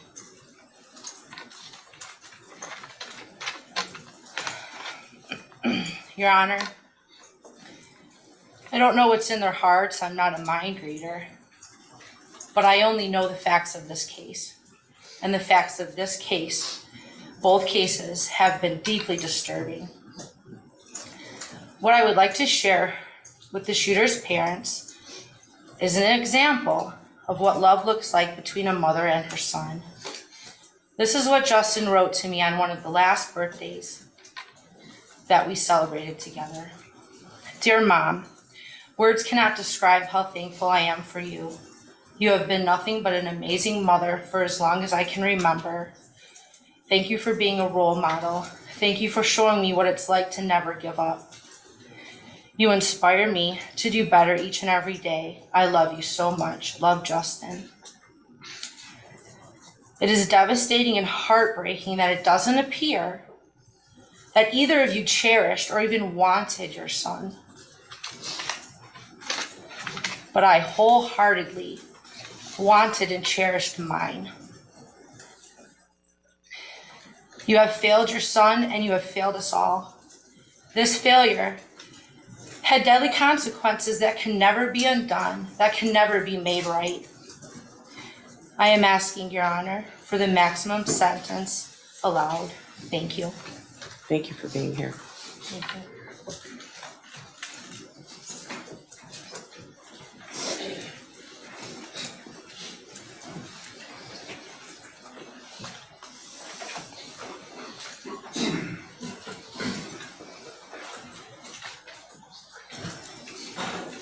Mr. Schilling, Good morning. good morning. Craig Schilling, Justin's dad.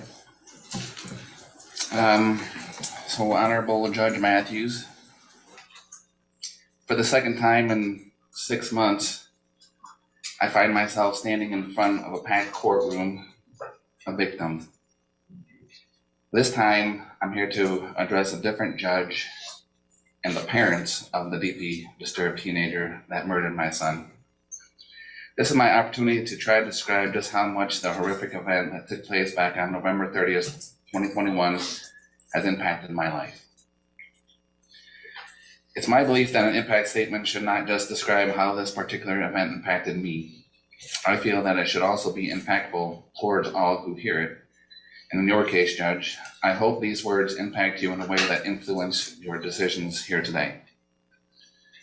As I look around at all the lawyers, police officers, media folks, and the other victims, I can't help but ask myself, what could I possibly say that this whole scenario doesn't already say?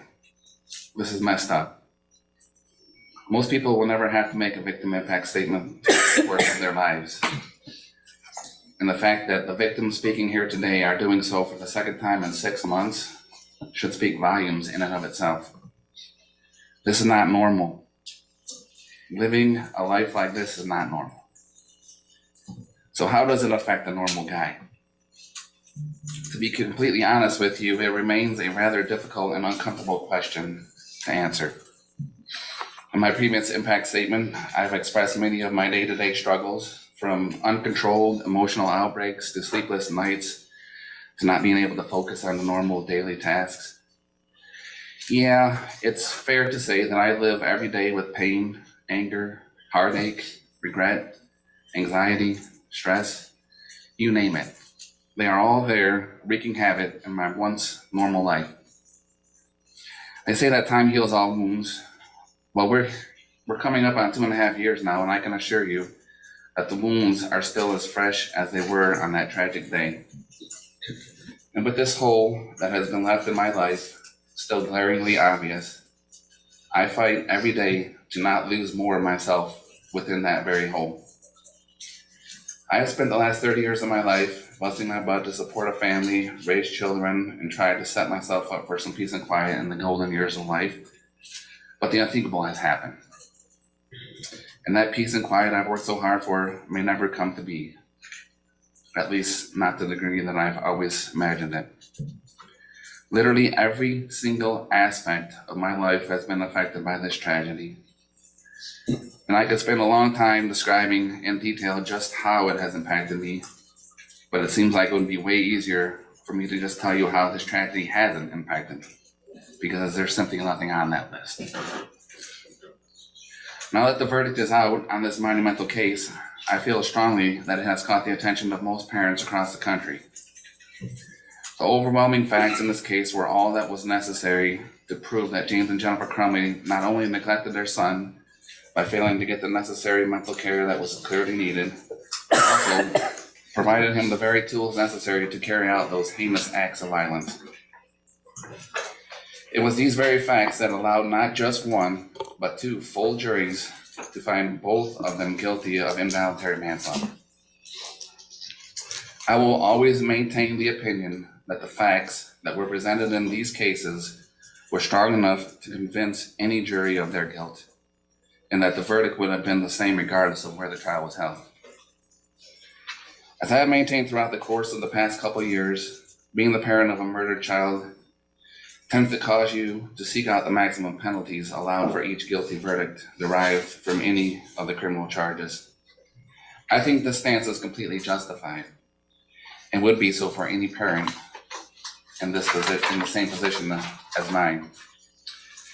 However, this is a court of law where a person is innocent until proven guilty, and the defendant has the right to dispute the facts of the charges against them. That being said, during the course of both of these trials, I did my best to capture every word and process all the facts. This is important because there is value in these facts, not just in the thousands and thousands of man-hours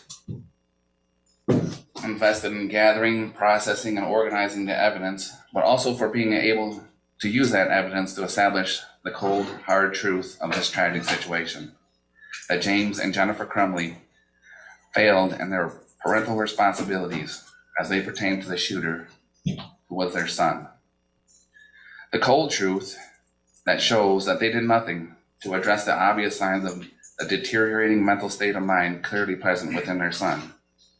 And of course, the very hard truth that shows that they provided their son with exactly what he wanted to use to do what he did and failed miserably to secure it properly. One would probably think that in order for something like this, or something of this magnitude to even happen at all, there would have to be a ton of things that went wrong. Although there were some things that definitely went wrong that day, for several of those things, I believe that if they had been handled correctly, we wouldn't be here right now. And James and Jennifer Crumbley carried the bulk of the responsibility needed to handle those things. During their trials, the overall similarities between the two were evident, and I believe this is why they were both convicted. Numerous facts that were the same for both trials showed clearly that the parents failed their son and ultimately the entire community. With Jennifer, the thing that resonates most is that she stated that even knowing what she knew now, she still wouldn't have changed a thing. I almost died when she said that. 4 precious lives were lost at the hands of her son by means that she helped provide. She saw the drawing of the murder drawn with the hands of her son. She sat and heard the request of the counselor and did nothing.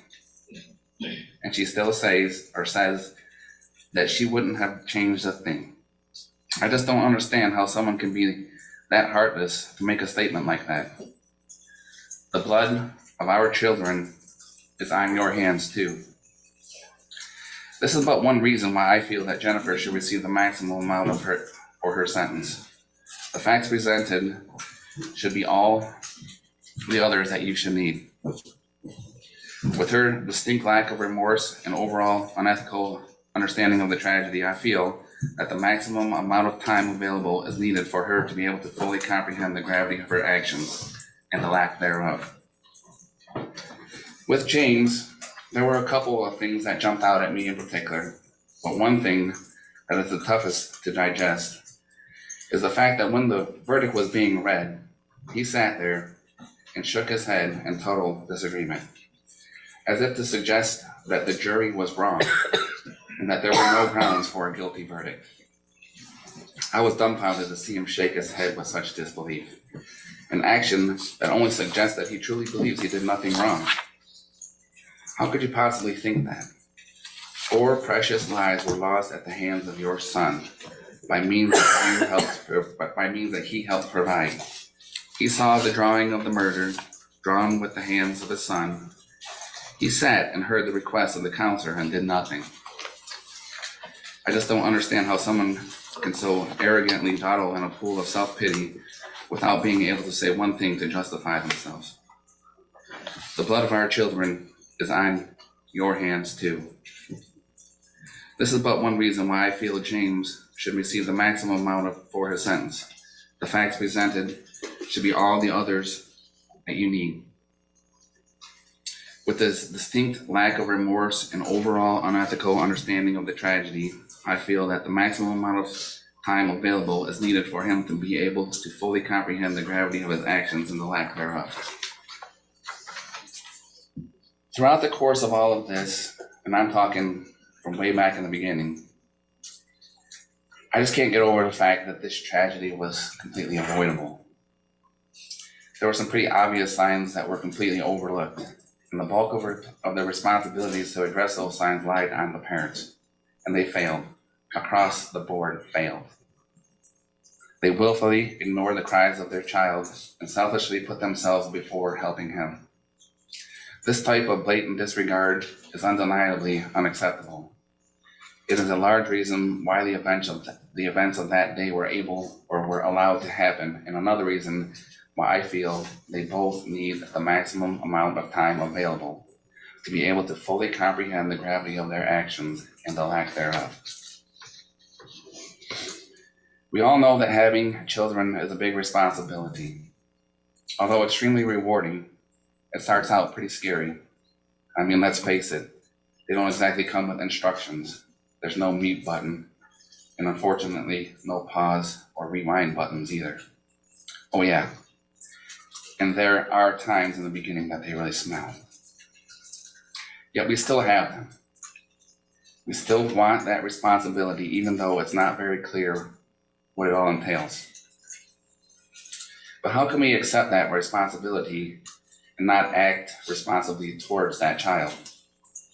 It doesn't add up. A child, even if he is an oopsie child, deserves the same amount of love, compassion, and care that every other child gets. A child deserves someone who is confident enough to lead by example, because let's face it, it wasn't that child's choice to come into this world. You made them, and it's your responsibility to teach them how to live. It's your responsibility to set a good example. It's plain and simple, just like that, ladies and gentlemen. And the sooner we can figure that out, the better we all will be. Being a parent is hard work, but if it's done correctly, it can be the most rewarding work you ever do. There is no one that can tell you how to do it, because each child is so precious and unique. I mean, there's no other one like them in the entire world, and that says a lot. So cherish your one and onlys and never give them up. Never give up on them, excuse me. The results of doing so can be catastrophic and can affect the lives of so many other people. So I ask for you all to go home today and hug your kids and make sure they know you are there for them and make sure that they are all right. It's so crucial for the whole of our society. Thank you. Thank you, Mr. Schilling.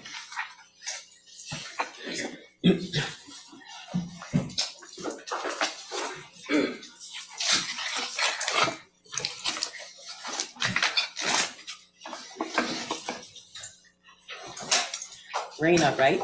Yeah. Raina St. Juliana. Our 10-year-old little brother had to learn how to write a eulogy for his sister before he even learned how to write essays. November 30th, 2021, all our parents did was send us off to school. Yet the next time they see Hannah is to recognize her lifeless body in a medical examiner's office.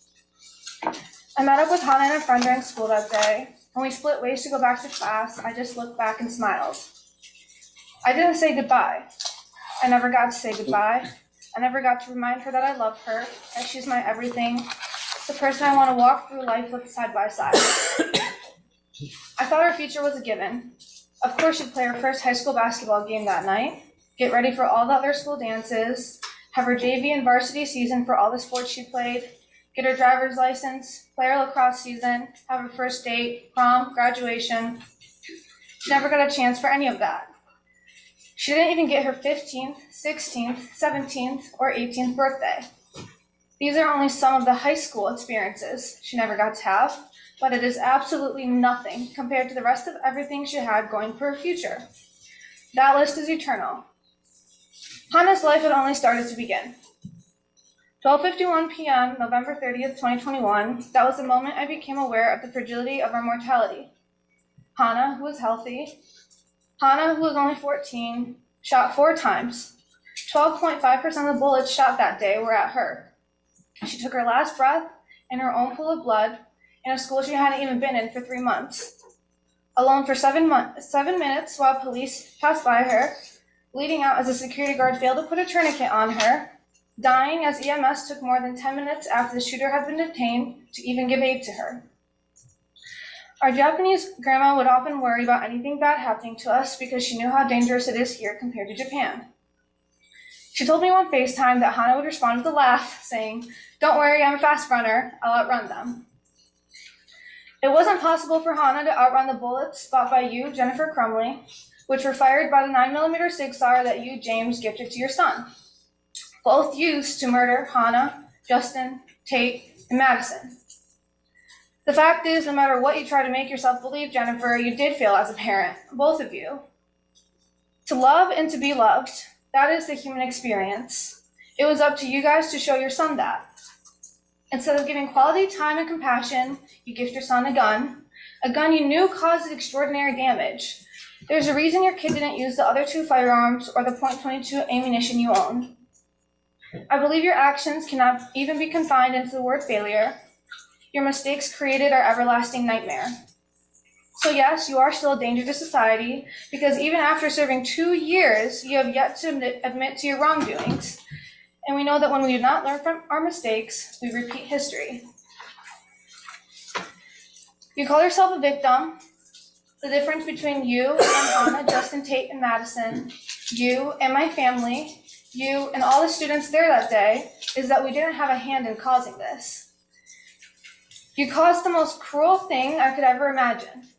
You guys made loving Hannah so painful. That is not a narrative, that is reality. For that, unless you have a time machine or the ability to stop time, there is no existing punishment or rehabilitation that will ever be enough. Because there is no way that the one life I now have to live without Hannah, my little sister, my best friend, my other half. To me, that makes the maximum sentence being 15 years too short. Hannah didn't even have 15 years to live. Jennifer, you stated that even after knowing everything you know now, you wouldn't do anything different. I cannot fathom that. I would do anything to hear her footsteps coming up the stairs. You don't have to roll your eyes, it's on video that she said that. To not have an empty seat at the dining table, to have her come into my room and ask which clothes to order, to see her napping on the couch, to laugh and share a look when we accidentally say the same thing at the same time. There's not a day that goes by that I wish I hadn't run out of that building. If I knew what I know now, I would do everything differently in a heartbeat. I hope time makes you think differently. One day, I hope you would have chosen to care for your son, teach him how to love and to be loved, that you would not choose to buy the bullets that enter children's bodies, that you would not choose to omit relevant and important information to the counselor Sean Hopkins and Dean of Students Nicholas Ejak that could have helped their incompetent brains and one shared brain cell to decide to act and search the backpack, that you wouldn't still choose to hide from accountability when you're the reason we had to hide for our lives, that you would choose to save Hannah, Justin, Tate, and Madison. Like my mother said, both of you should implore that even on your worst days, it's the tomorrow Hannah doesn't get. The tomorrow she wanted to live so badly, the tomorrow that she should have. I can never do Hannah justice when talking about her. She's all I want to talk about, and yet I would need a lifetime and still wouldn't have the right words to capture incandescence, humor, thoughtfulness, kindness, or loyalty. She's always there for you, helping without a second thought. She's always sharing, whether it's her smile, her food, her clothes, her crafts, her joy. She's funny. It's a given. She brings people together. Whether it's her contagious laughter or sarcastic wit, you will be laughing right along with her. She's noticing the small things, new shoes, new haircut, cute jewelry, but even more importantly, she makes you feel seen. She's extremely spirited. Her energy is unmatched on or off the court. She dresses up every holiday, every spirit day, the first one to put up Christmas lights, or any lights for that matter, not even realizing she was a light for so many others. She's the one who would not only playfully roll her eyes and smile when I would say I'm taller than her as I look up to her. Not only did I look up to her physically, because yes, she was taller, but as a whole, as a human being. She isn't perfect, but she's Hannah, and to me, that's as close as you can get. I can't convey what losing Hannah has done to me. I miss her with every breath I take. I think going forward without her is something I'll never be able to fully navigate. I believe the word sad is inappropriate to use because it does nothing to capture the hurt or the way my soul shattered. I've never felt every atom of my body igniting from anger until Hannah was murdered. I didn't know what it was like to want to stop waking up in the morning until she wasn't here. I have never known pain that is forever until seeing Hannah in a casket. I didn't know it was possible to feel so isolated even when you're surrounded by people. I didn't know how it feels to not know yourself at all. I have no idea who I am without Hannah. She's my happy, she's my home. I look for Hannah in everyone I meet, every place I go, and it's exhausting when I'm met with disappointment every time. But it's the world, it's all the people she would have met. I grieve for them too. To have that chance of Hannah being in your life taken away from you is a tragedy in and of itself. She's more of a person than you two combined times a trillion could ever even hope to be. But when the day comes that you re-enter society in 13 years, I hope you live more like Hannah. I hope you live every moment to the fullest like Hannah. I hope you laugh every day like Hannah. And I hope you love unconditionally like Hannah. That's it. Thank you, Raina.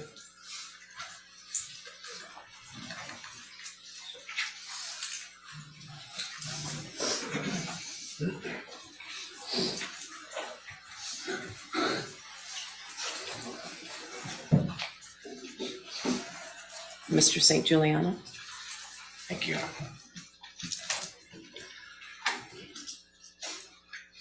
find myself in a rather odd state of mind today. Rather emotionally blank right now. Part of that is having to do this again.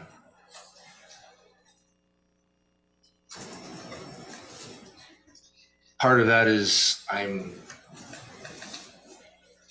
mostly a private person, and the idea of having to pour my heart out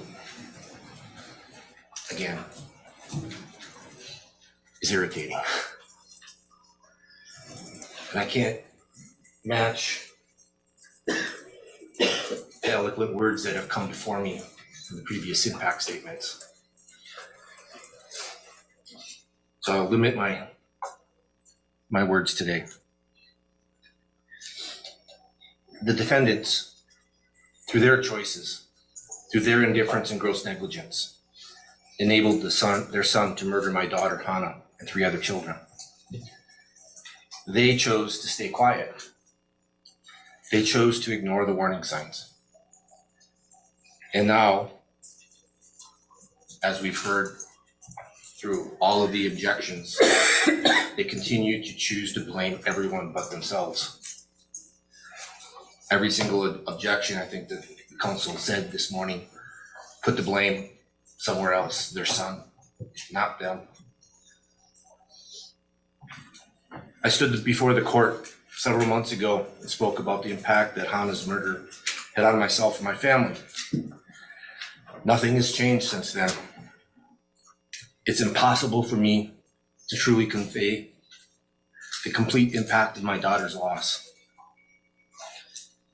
Hannah's murder has destroyed a large portion of my very soul. I've said these words before. It's still the truth. I remain a shell of the person that I used to be. I think of her and miss her constantly.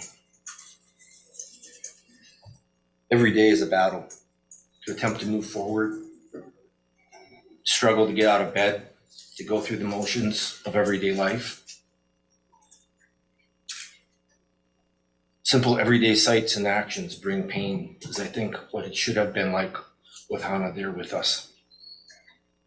I think of all the good times that we've shared together as a family, and more in all of the memories that will never be.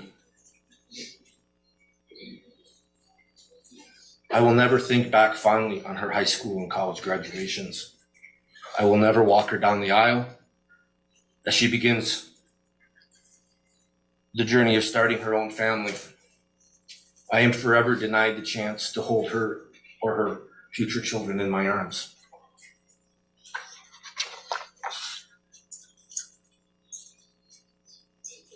Few words describing Hannah can in no way fully capture her truly beautiful, caring soul or impart her unlimited potential.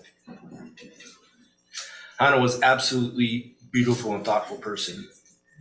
She was always the first person to notice when someone had a problem and the first to go out of her way to offer help. She was incredibly curious and talented. She continually tried new things.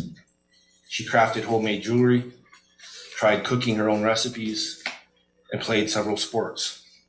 She was a record holder in track and a leader of her school volleyball and basketball teams.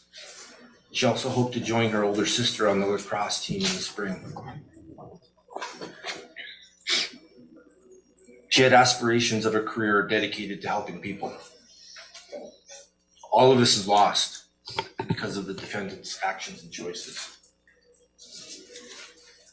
My position regarding the defendant's sentencing and their future has evolved through their trials. At first, I was focused on the importance of getting a guilty verdict, to have the message conveyed to the public that this type of behavior and choices are not acceptable. I didn't have strong feelings about their sentencing. It was just something that would be determined by the system. My view, however, has changed as the defendant's level of defiance has grown. Instead of acknowledging any mistakes, they continue to show no remorse. They take no accountability. They and their lawyers continue to try to change the narrative and portray the defendants as victims of the prosecution team. They blame everyone but themselves and make threats of retribution. The facts have already been presented. The jury has found them guilty. Multiple juries have found them guilty. Hannah, Madison, Tate, and Justin are the ones who have lost everything, not the defendants. As such, I ask that this court to sentence the defendants to the maximum allowable penalty of 10 to 15 years in prison. Thank you. Thank you, Mr. St. Juliana. Thank you for being here.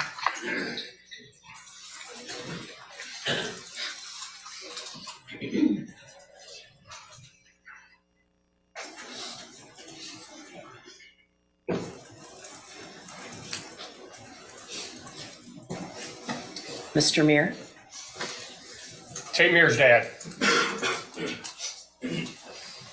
First of all, Mark, Karen, the whole team, strong work. Everybody said you couldn't do it, and you did it.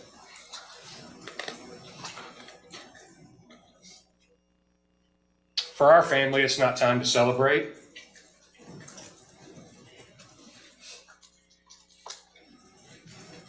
This tragedy has taken an incredible toll on our family.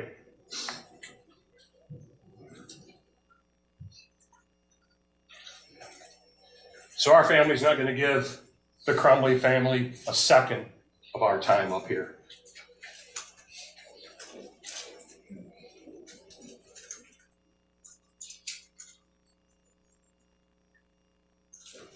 It's time to turn our focus now. This is the low-hanging fruit. Now it's time to turn our focus to Oxford schools who played a role in this tragedy.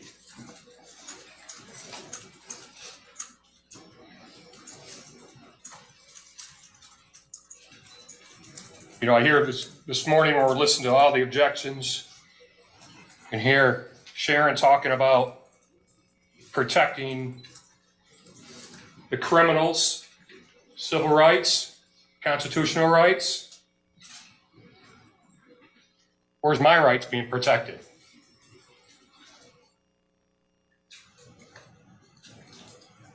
I fight for everybody in this room. My rights aren't being protected. Criminals' rights are more important than our rights, my rights.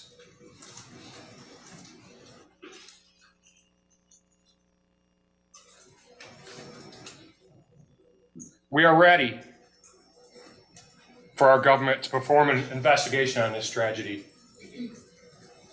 Many don't know that our government has not investigated this murder.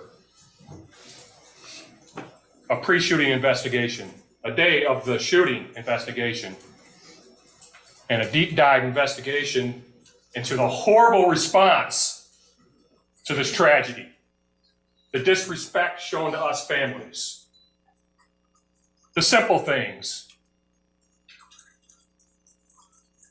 like trauma training for somebody like the Sheriff Bouchard, who we got to talk to on the day that we got to go identify Tate. And he referred to Tate as a girl because he was too busy that night working to cover it up, instead of learning about every kid, Tate, Hannah, Justin, and Madison.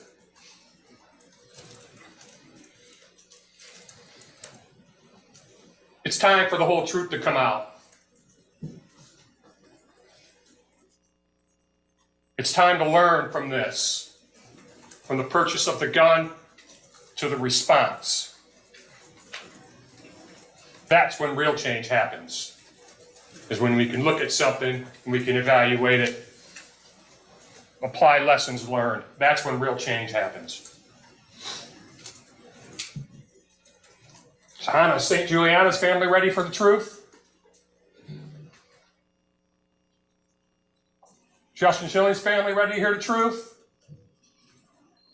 Nicole Baldwin's family ready to hear the truth? Tate Muir's family's ready to hear the truth. Quit denying us that. It's time to drive real change from this tragedy. Thank you, Mr. Mayor.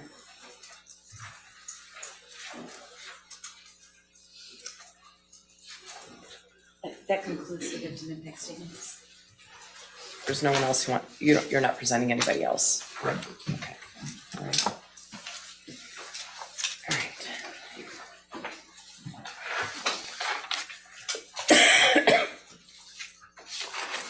All right. Ms. Smith, what would you like to say on behalf of your client? Your Honor, my client would also like to make a statement. Would you like me to? Of course. Okay. Of course. You may both allocute, for sure. Thank you. For sure. I didn't know which order you wanted to.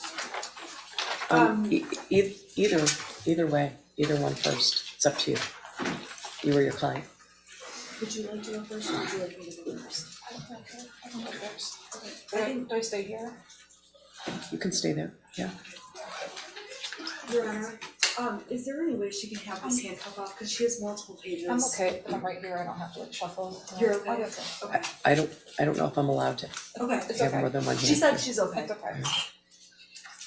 Go ahead, Ms. Crumbley. I sit here today to express my deepest sorrow for the families of Hannah, Tate, Madison, Justin, and to all those affected on November 30th, 2021. The gravity and weight this has taken on my heart and soul cannot be expressed into words. Just as I know there is nothing I can say that's going to ease the pain and suffering of the victims and their families. There's a quote I heard that rang true. Grief. For those of you who understand, no explanation is needed. And for those of us who do not, no description is possible. I've taken countless nights of lament over the anguish and shame I carry, knowing what my son did, the harm he caused to innocent lives, the families, and to the entire Oxford community. I pray all the victims are the embodiment of God's mercy and peace, and that He heals your broken spirits. When I was on the stand, I was asked if I would have done anything different. I was horrified to learn my answer I would not have was completely misunderstood. That answer is true because my son did seem so normal. I didn't have a reason to do anything different. This was not something I foresaw. That was the intention of my answer and how I interpreted the question. With the benefit of hindsight and the information I have now, my answer would be drastically different. If I even thought my son could be capable of crimes like these, things would have absolutely been different. Even worse, when I learned during the police investigation that he had been planning a school shooting before November 30th. He was not the son I woke up, he was not the son I knew when I woke up on November 30th. The Ethan I knew was a good, quiet kid. He loved his pets, family vacations. My husband and I used to say we had the perfect kid. I truly believed that, and that's who I saw and thought I knew. As the details started emerging during discovery, I was horrified to learn concerning behaviors my son was reported doing at school. Refusing to take a makeup test he told us he took. Sleeping in class. Drawing pictures of guns on his assignments. Writing, quote, "My family is a mistake."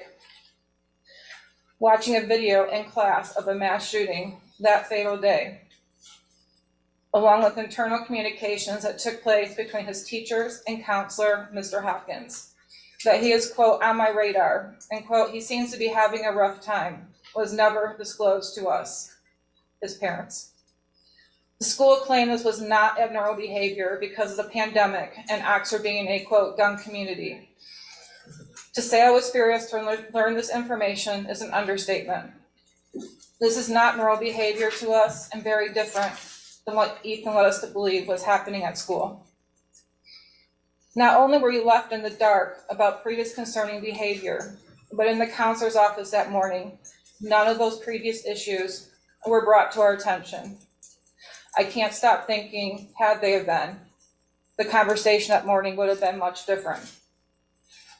That we would have taken a deep dive into what's really been going on with my son.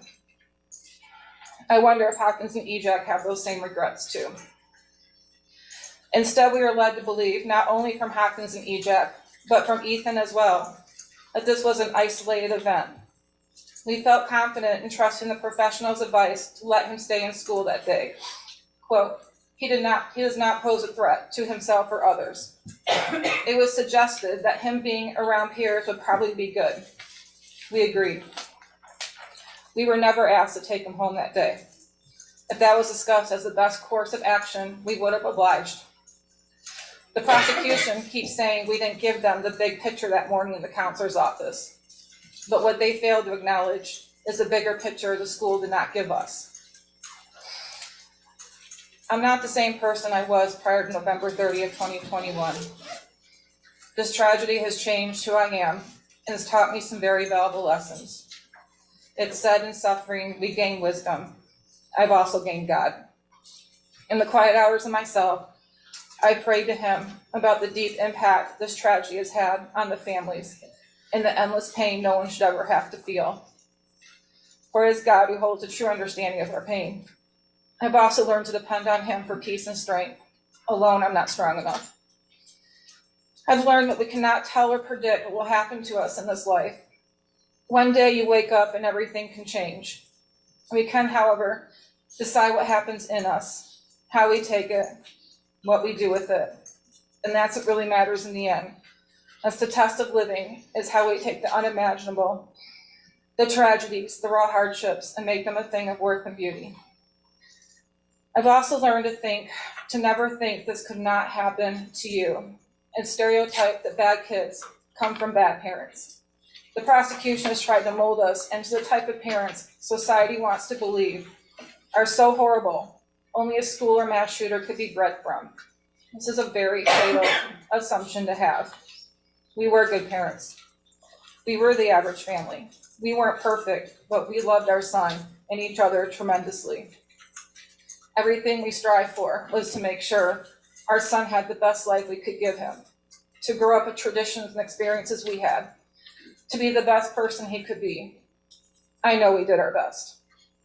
The love I have for our son, mixed with regret for not seeing what was ahead, weighs heavily on me. My point is, this could be any parent up here in my shoes. Ethan could be your child, could be your grandchild, your niece, your nephew, your brother, your sister. Your child can make a fatal decision, not just with the gun, but a knife, a vehicle, intentionally or unintentionally. If there's anything the general public can take away from this, is that this could happen to you too. The tragedy has taught me the true meaning of unconditional love as I watch my parents still love and care for me wholeheartedly, no matter what has happened. If there's nothing else I can do right in life, I do still love my son unconditionally, and perhaps that is my purpose. Your Honor, I don't envy the decision you have to make today. I understand this is a novel case and punishment expectations are high, not just from the prosecution, but from all those affected as well. The heartbreaking journey these families have endured. Hang on, I have to back up. I missed my most important. I need to rest. The most valuable piece of wisdom I gained is the power of forgiveness. To forgive the prosecution for the slander and hate against me and my husband. Ms. McDonald, Mr. Keast, I have hated you with deep anger, but hate is too heavy of a cross to carry. I need to be set free of that burden and recognize that you are people just like me, imperfect, but a child of God. I know He wants good things to happen to you, and in any conflict, whatever the circumstances, He is there loving both sides. To the victims and the families, I stand today not to ask for your forgiveness, as I know it may be beyond reach, but to express my sincerest apologies for the pain that has been caused. Your Honor, I don't envy you in the decision you have to make today. I understand the punishment expectations are high from all sides. This heartbreaking journey the families have endured is more than anyone should have to bear and acknowledge in its full depth. My time in confinement has been filled with deep remorse, regret, and grief over this tragedy. I have taken this one day at a time, trying to survive, navigate, and cope with the endless heartache, pain, and grief I feel for the families of Hannah, Justin, Madison, and Tate.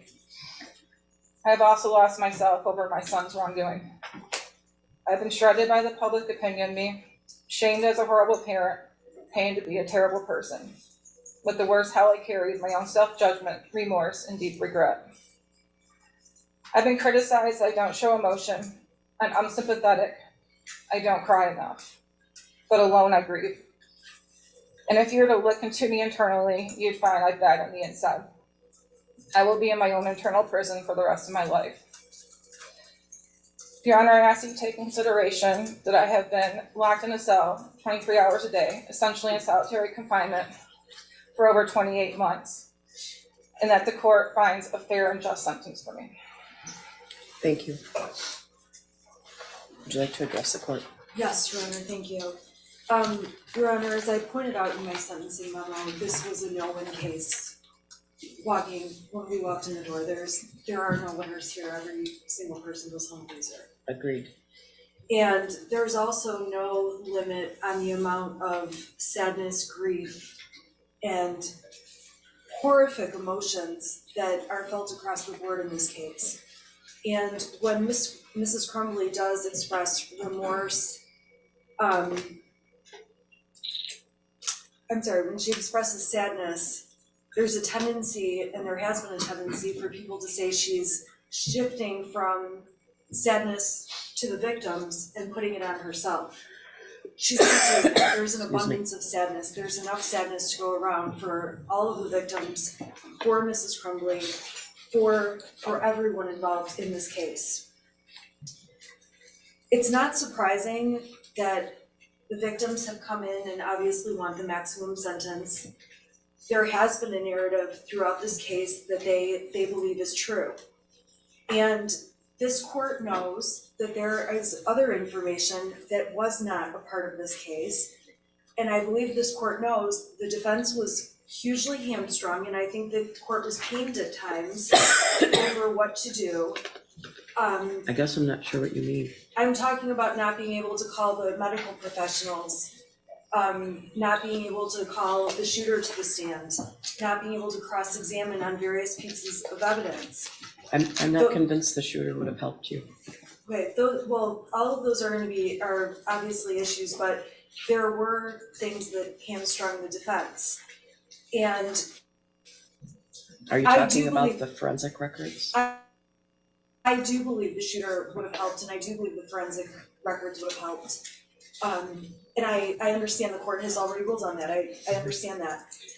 I think the tendency, though, after hearing the narrative that has been made public, has been to make Jennifer Crumbley sound like a monster, to vilify her, to make her sound like a horrible mother, an evil person, And the truth is, it's an effort to put her in a category of other, to say this is not something that could happen to any of us, and it is. It is something that could happen to any of us. And people fail to realize what the sentencing memo shows the court through numerous letters of support, that Mrs. Crumbley does have a kind heart. She does have compassion. She has spent night after night crying, not for only herself and her son, but also for the victims and for what her son did and what she will live with, knowing he did, and what she missed all the years forward.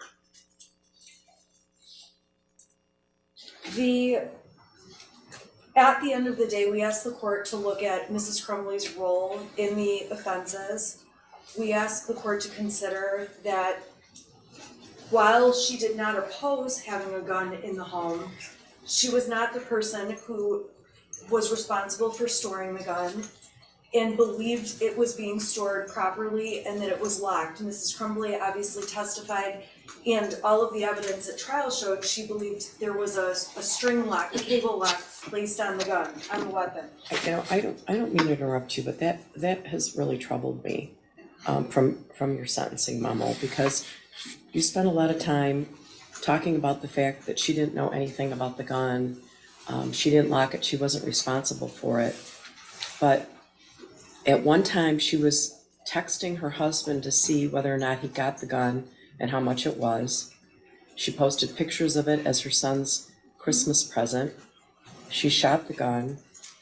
And I don't know if you're aware of this. I don't know if either side was aware of this, but the first jury determined that there was a claim that the gun was a responsibility solely of defendant James Crumbley.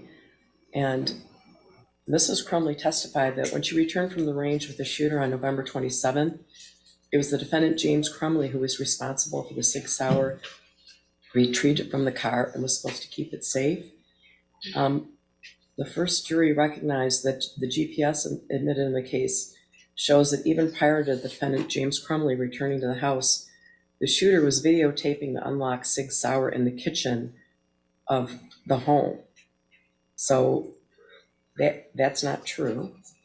That's not true. She also testified that a key to the cable lock was kept in a beer stein in the kitchen, but it's clear that the cable lock was clearly never opened. Your Honor, first of all, the jury's finding about the timing of the GPS and when the gun video was made is not correct. The evidence at trial did not support that. We know that's not correct. Mrs. Crumbley left the gun in the car so that James Crumbley could put the gun in the house and store it correctly. Mrs. Crumbley, there were multiple cable locks in that house because there was more than one cable lock. There was not just the cable lock that was on the 6 Sauer. There was more than one. I don't recall that. There were not more than one found, but whatever Ethan Crumbley did with the cable lock from the 6 Sauer, we don't know. The gun wasn't locked. Your Honor, jury, okay, actually, during Mrs. Crumbley's trial, it was not proven that the gun was not locked. I don't know what happened at James Crumbley's trial. You know about his statements. The gun was never locked. Whose statements? Mr. Crumbley's statements. Mr. Crumbley and Mrs. Crumbley talked about how the gun had been locked. In all of the evidence I saw. Well, Your Honor, obviously we have Go on. disputes. I don't think the evidence has shown that she had no involvement with the gun. I'm not saying no involvement. I said she supported the gun, she didn't object to the gun, but when it came down to it, probation writes in their narrative that she taught her son how to use the gun, and it's very obvious watching the evidence in the trial that she was not the one teaching him how to use the gun. There's no evidence that she taught him how to use the gun.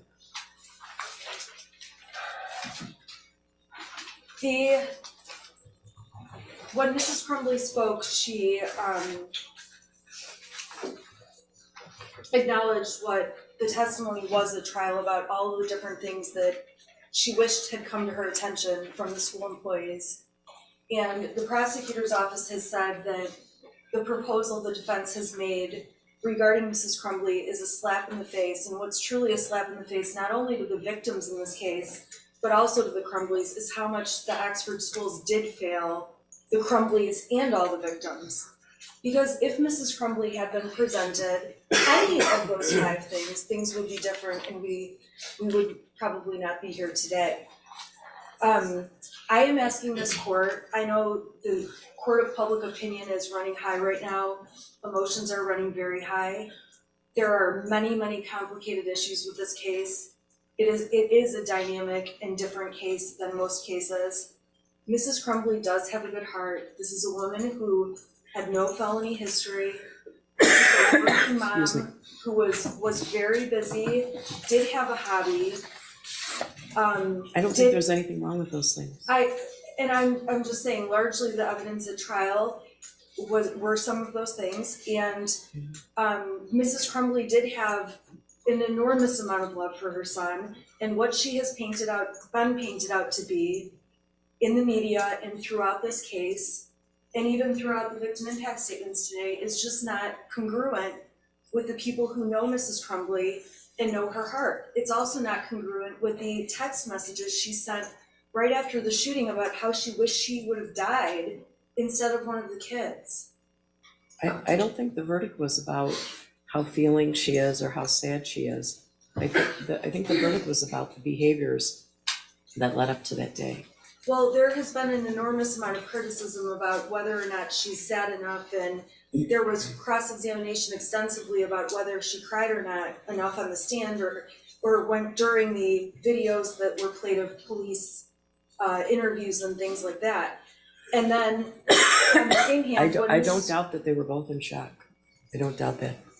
And at the end of the day, though, when she did cry, there was an objection about crying. And so Mrs. Crumbley from the very beginning has been damned no matter what way she went. This was the most horrific thing that could have happened to the community, to the victims, to these families. Absolutely horrific. At the end of the day, however, it's a unique and complicated case, and that is why I proposed the sentence I did. I don't believe the sentencing guidelines take into account the very unique situation that we have in this case with a young man who will be in prison forever. I'm asking the court to keep that in mind, and please keep in mind the other arguments throughout the memo. I think you know that I read everything you submit. I do, and I appreciate that. Thank you. Do you want to respond now, or do you want to hear from Ms. Lehman first? I prefer just to be able to respond once, Your Honor. Are you okay with that? That's fine, Your Honor. All right, would you like to address the court, or would you like your client to address the court first? Would you like to address the court, James? I would. Yes, Your Honor. Mr. Crumbley will address the court. For the record, he does have something typed out that I typed out for him, so it was bigger and easier for him to read, Your Honor. Okay. You can't do both. No, she said she cannot tell them to do both. What's that? He would, Your Honor, there was some confusion about whether or not he could get his second handcuff off. I was just clarifying. The court said she cannot tell the sheriff's I would have to office. ask the deputies, does he have to keep one handcuff? No.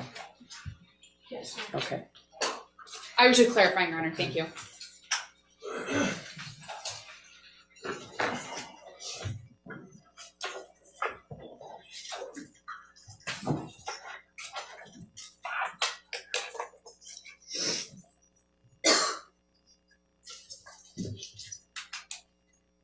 Before I address this court directly, I want to do something that I have never been able to do throughout this time until now.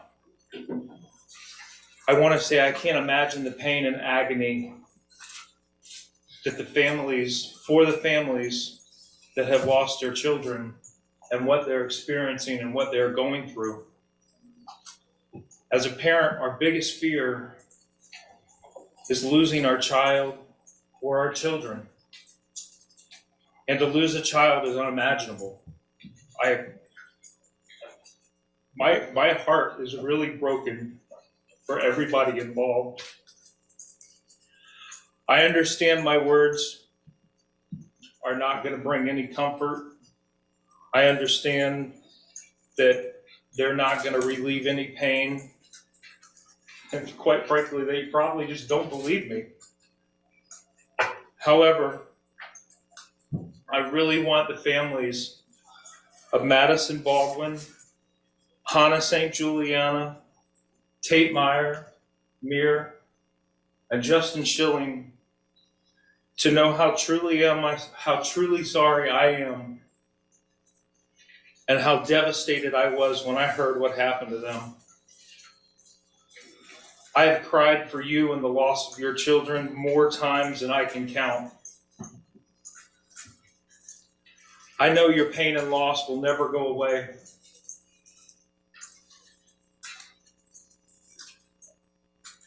Part of you will be missing forever.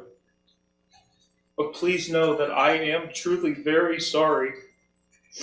I am sorry for your loss as a result of what my son did. I cannot express how much I wish that I had known what was going on with him or what was going to happen. Because I absolutely would have done a lot of things differently.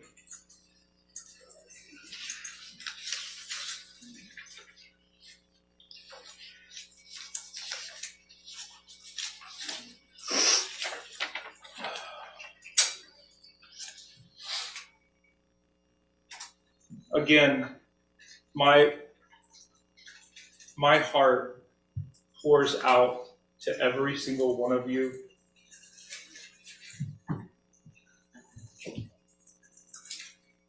It really does. Judge Matthews, I'm not gonna overdo a lot of things that were already said. But I know the full amount of pressure that you have on you and the responsibility that has been placed on you throughout this case. I have the utmost respect for you, and I'm simply going to ask that you sentence me in a fair and just way. You presided over my trial and heard the evidence that was presented against me. You know that what my son did, I was not aware of, or that he was planning it, or that he obtained access to the firearms in my house. There was absolutely no evidence that suggested that. As my attorney has told you, I've been on lockdown for 23 hours a day. I've not been able to speak to my son since November 30th, and I have not been able to speak with my wife since December 3rd. I know that I have experienced pales in compassion to what those families who lost their children and countless other victims experience every day because of what my son did. But I want you to know I too grieve for everyone, as I've explained. For everyone that's been affected by what my son pled guilty to doing. And I'll continue to feel this pain for the rest of my life as well. If I could go back and change things, if I could go back and do things differently, and maybe none of us would be here today. So again, I ask Your Honor to impose a just and fair sentence based on the truth about what you heard during my trial. I'm asking the court to sentence me to time served and place me on probation for the maximum time allowed with the GPS tether for as long as the court deems necessary. I also want to address one last thing.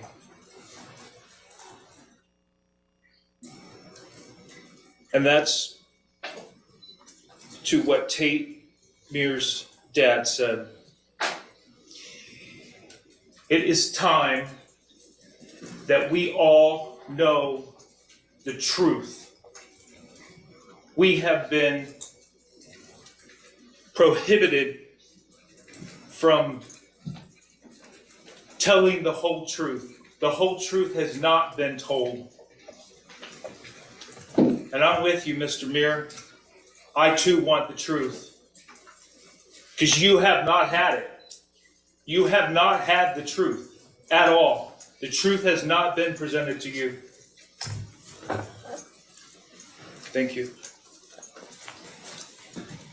Thank you, Mr. Crumbley. Ms. Lehman, are you wanting to switch this out? Go ahead. Thank you, Your Honor. Ms. Lehman? Thank you, Your Honor. I did submit a sentencing memorandum, Your Honor. I'm not going to belabor the points that I made in my memorandum, as I do believe that it was thorough. However, I do want to note for the court that, especially in statements that have been made about James, that he lacks remorse, that he doesn't feel bad, that he's trying to put off responsibility on everyone but himself, that he's allegedly made threats toward the elected prosecutor.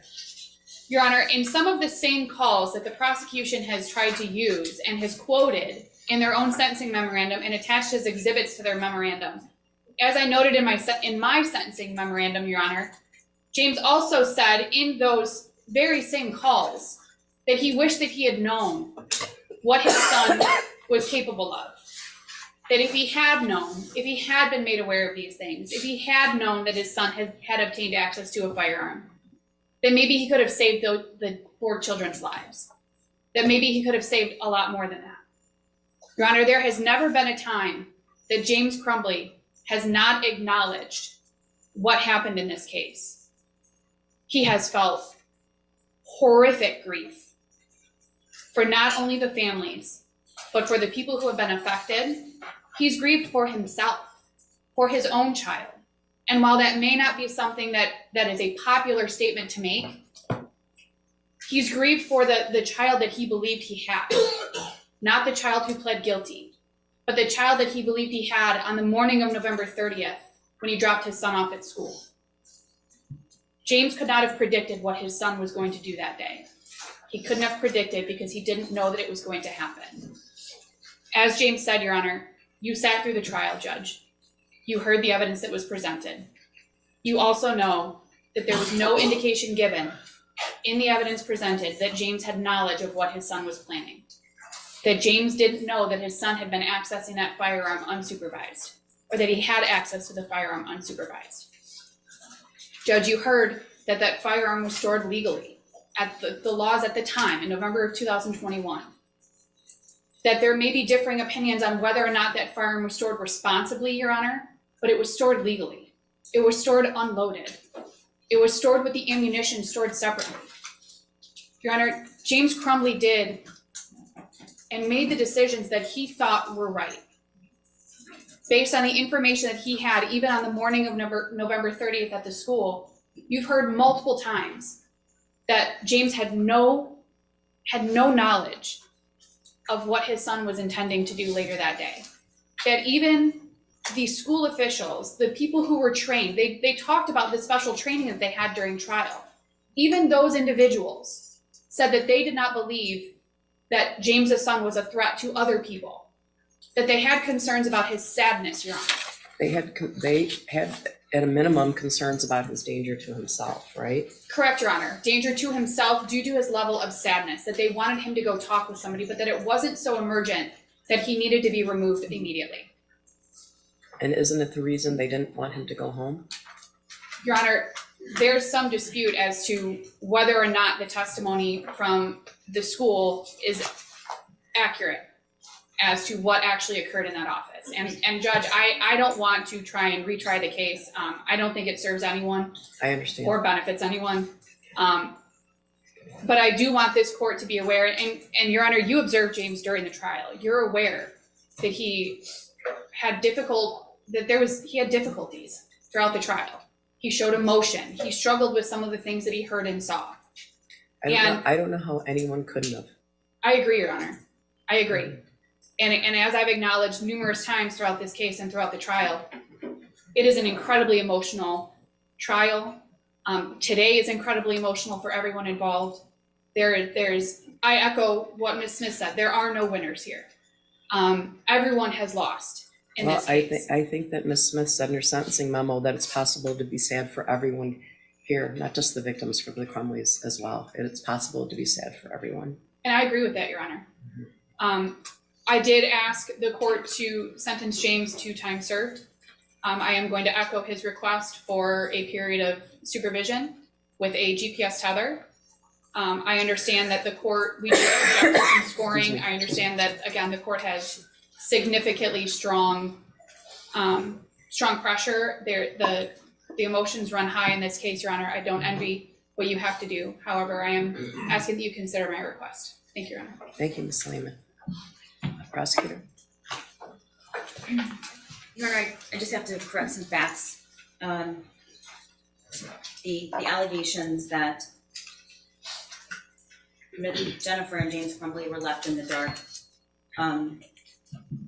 just are not true, and the evidence at trial does not show that. The evidence presented at trial that as late back as March, the 9th, 17th, and the 20th text messages about from their son to Jennifer Crumbley that he was seeing things. In April, his text messages to his friends indicate he asked for help. His mother laughed at him.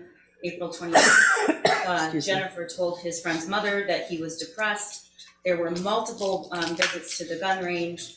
There was 2 guns purchased for him. The Crumbleys were aware that he was struggling in school, and in fact, they had a rather, I would say, critical fight the night before, which is all detailed, incidentally, and as well as where the gun actually was in the shooter's statements, his plea, and the multiple statements he made to the psychiatrist, the very same things. They stand here and say, "Oh, if only we could have called them." Well, calling those individuals would have resulted in all of the claims that's inconsistent with what he said, and it's inconsistent with what the psychiatrist testified to in the Miller hearing. So I had no intention of addressing this, but it was brought up, so I feel as if I have to, and I have a duty to do so. They were concerned. The evidence showed that. They were very concerned. They were concerned about the drying, and they were concerned based on the fact that they were called to school. Jennifer Crumbley's own statements acknowledges she was called to the school. They wanted him to get help. She said she had to go back to work, but they said that he could stay. None of that, by the way, is in dispute, and that she left. This insinuation that if only I had known he was sleeping in class and teachers might have been concerned, then none of this would have happened, is at the core of why you saw 6 people standing here and saying there's no remorse or accountability. And I want to be clear, remorse does not sound like I feel really bad. I'm sure they do. I don't dispute they feel bad. I don't dispute they have grief. That's not the kind of remorse and accountability these victims are looking for. What that looks like is we messed up. We should have done this and we didn't, and we are very sorry. And that has not happened, which is what we're talking about here and what you heard the victims say. I don't want to belabor any more that we had to in the trial. I have a deep respect for Ms. Lehman, but the facts of this and the elements of this case simply are not that the prosecution had to show that he had actual knowledge and he could predict and he knew exactly what his son was going to do. Those are not the elements of the crime. It's not what the jury was required to find, and it has nothing to do with their actual conviction. Jennifer Crumbley and James Crumbley were not convicted based on a narrative. They were not convicted because somebody thought they were a bad or good parent. Those 2 trials involved multiple motions and objections over evidence that the court sustained. We did not allow the jury to present the information about Jennifer Crumbley that her lawyer made a strategic decision to in the middle of the trial, say open the door, you can bring it all in, was not due to the prosecution's requests or actions. But you can't seek to exclude evidence and then allow somebody to testify to an inconsistent with the evidence. The last thing I want to say is there is case law that the court's aware of about what the court can consider in fashioning a proportional sentence. And we don't give power or authority to victims to decide or render verdicts, with good reason. But we should not, and we cannot, sanitize their pain or the weight of the impact or chalk it up to it's emotionally charged, as if everything that's happened here is because people sitting here are too emotional and they pressure people, because that just simply isn't true. And not only should you consider the weight and the impact of the defendant's actions and inactions, you are required to, pursuant to the case law. It is one of the factors to consider, the severity and the impact of the crime. We've heard a lot about it's not what happened in the school. And while I understand that the negligence, the gross negligence that occurred happened before what happened in that day when he left that bathroom and started firing the 9mm and killing 4 kids, I understand that. But it is absolutely about what James and Jennifer did and what they didn't do, and the gross negligence that caused those acts. This is what it looks like. This is what it looks like. When 2 parents have the ability and are in the best position and have the most knowledge and need to protect other kids, and they do nothing. This is what it looks like. They do nothing, and then they come here today and they claim they're victims of the school, of the prosecution, of the emotional tensions of public opinion.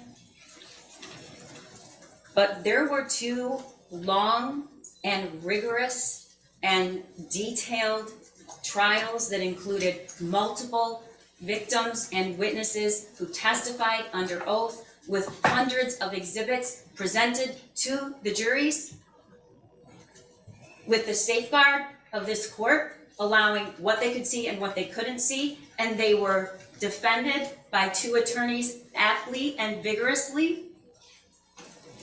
That is what this conviction is about. And when fashioning a sentence, it is absolutely critical that you listen and consider the impact of what that gross negligence caused. So we're asking you to exceed the guidelines, because I believe all of the factors pursuant to the case law, with the necessary consideration of the impact of these crimes, justifies you to do. We're asking you, the people are asking you, Your Honor, to consider the devastating impact of their gross negligence that was foreseeable. Help me. Blood everywhere. The world is dead. All the while, a 9mm had just been purchased for him, and 50 rounds of ammunition. Both things can be true, Your Honor. You can fashion proportionate sentence, but not ignore the unimaginable loss and the grief that these parents are enduring. Because they will never get back another moment with Tate, or Hannah, or Justin, or Madison. And this is what it looks like. Thank you. Thank you. I guess I would like to say briefly to the families, considering your immeasurable grief, it's completely understandable to hate everything associated with these proceedings. I spent both trials looking out at all the family members, and I wonder to myself, I was looking straight on at Mr. St. Juliana, whether or not he'll ever smile again. And that's very difficult. I'm very aware of my job in this situation, very aware of my job to not be swayed by public opinion, by media, by any of those different things. I can't and will not pretend to understand the pain the families are experiencing, but I did sit through these trials with you. I saw what you saw, I heard what you heard, so I can and will offer my deepest and most sincere condolences for your unfathomable losses. It's as I just said, it's not my role, it's not the role of the court system to make an example of the defendants. However, it is a goal of sentencing to act as a deterrent. These charges are not jury edicts about gun ownership or keeping a gun in a private home. All of the jurors in both trials agreed that they understood that. Parenting is a complex job. Parenting practices around the world share the goals of ensuring health and safety, preparation for life as a productive adult, and transmission of cultural values. Parents are not expected to be psychic. But these convictions are not about poor parenting. These convictions confirm repeated acts or lack of acts that could have halted an oncoming runaway train, about repeatedly ignoring things that would make a reasonable person feel the hair on the back of their neck stand up. Opportunity knocked over and over again, louder and louder, and was ignored. No one answered, and these two people should have and sure didn't. Mr. Crumbley, it's clear to this court that because of you, there was unfettered access to a gun or guns, as well as ammunition in your home. You've characterized yourself as a martyr and threatened the well-being of the prosecutor. Mrs. Crumbley, you glorified the use and possession of these weapons. Your attitude toward your son and his behaviors was dispassionate and apathetic.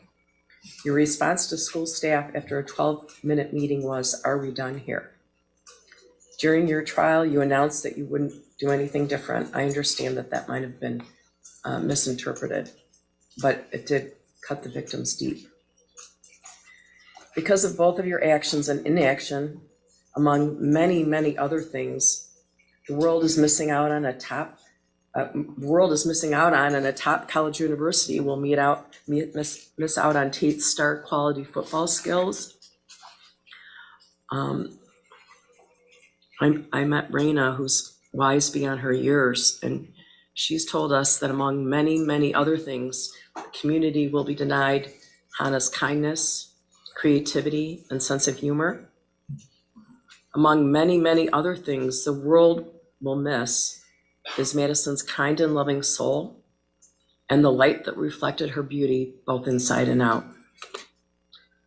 Although a hero in death because of his organ donations that helped so many, we will never know where Justin, an excellent student with vast skills and interests, described as a mentor and a leader, would have left his giant imprint.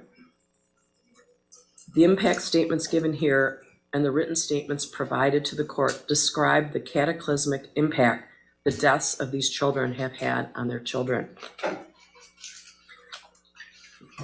With regard to each defendant, this court has spent night and day thinking about this case, as you can imagine. I've prayed about this case, I've thought about this case, and I've considered the possibility for rehabilitation, the need to protect society, the penalty appropriate to the conduct and goal of deterring others from similar conduct. I have reviewed the pre-sentence investigation reports. I am, of course, sadly familiar with the facts and circumstances of these cases, as well as those surrounding each defendant. The advisory sentencing guidelines in this matter do not capture the catastrophic impact of the acts or inaction in these matters. The guidelines do not take into account the complete lack of insight both defendants have for their behavior to this very day. The guidelines do not account for the severity of the circumstances in this matter. The The guidelines ignore the survivors, including shooting victims Phoebe Arthur, Elijah Mueller, Riley Franz, Kylie Osage, Jonna Shudo, Molly Darnell, and Aiden Watson. They were deeply wounded, both physically and emotionally. In addition to the 7 wounded, each of the defendants' gross negligence has caused unimaginable suffering to hundreds of others as a result of what happened that day. Each act or inaction created a ripple effect. Therefore, an out-of-guidelines sentence is appropriate and proportional. The court uses the useful tool of the legislative guidelines, which embody the principles of proportionality, while also taking into account the nature of the offense and the background of each defendant. I believe that the following sentences would be in the best interest of justice and are reasonable and proportionate to the seriousness of the matter and the circumstances surrounding each defendant. With regard to Jennifer Crumbley, it is the sentence of this court, Ms. Crumbley, that you serve 10 to 15 years with the Michigan Department of Corrections. You will have credit for 858 days. State costs are $272. There's a crime victims' rights fee of $130. You and your agents may not have any contact with the families of Madison Baldwin, Tate Meir, Hannah St. Juliana, and Justin Schilling. I will issue another ruling with regard to contact with your son, the shooter. As to defendant James Crumbley, it is the sentence of this court that you serve 10 to 15 years with the Michigan Department of Corrections, that you receive credit for 858 days, that you pay state costs in the matter of $272, that there is a crime victims' rights fee of $130, that you or your agents have no contact with the families of Madison Baldwin, Tate Meir, Hannah St. Juliana, and Justin Schilling. Ms. Wheeler, have I left anything out with regard to sentencing?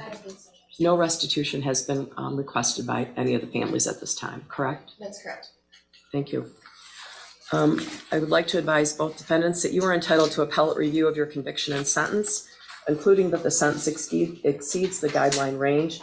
This is done by filing a claim of appeal by right, and when you are not entitled to file a claim of appeal by right, an application for leave to appeal. If you cannot afford to hire an attorney to represent you on appeal, and you request an attorney may be appointed for you.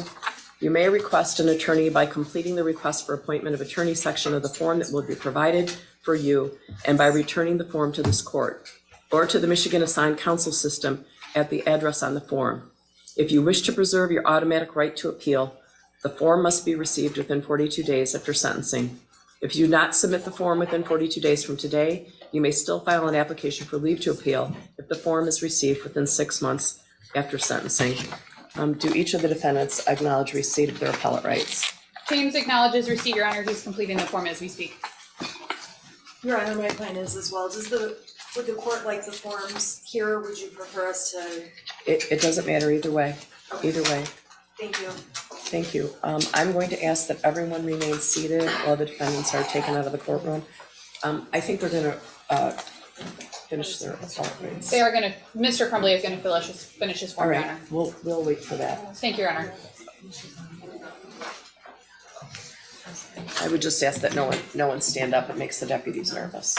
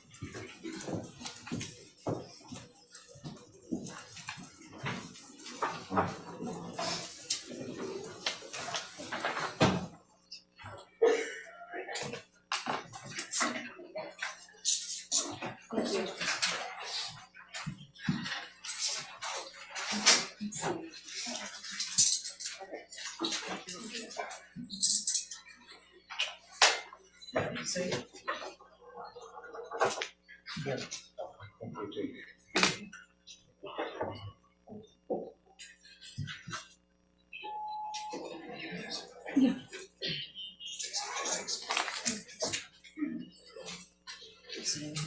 down. Sit down for a second.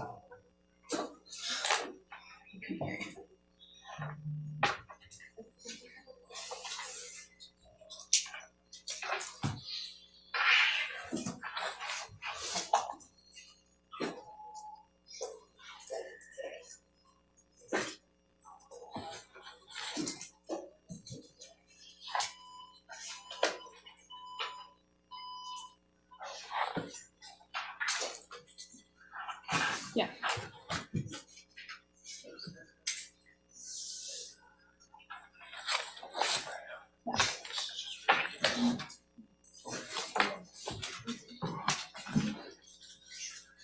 These are his. Thank you.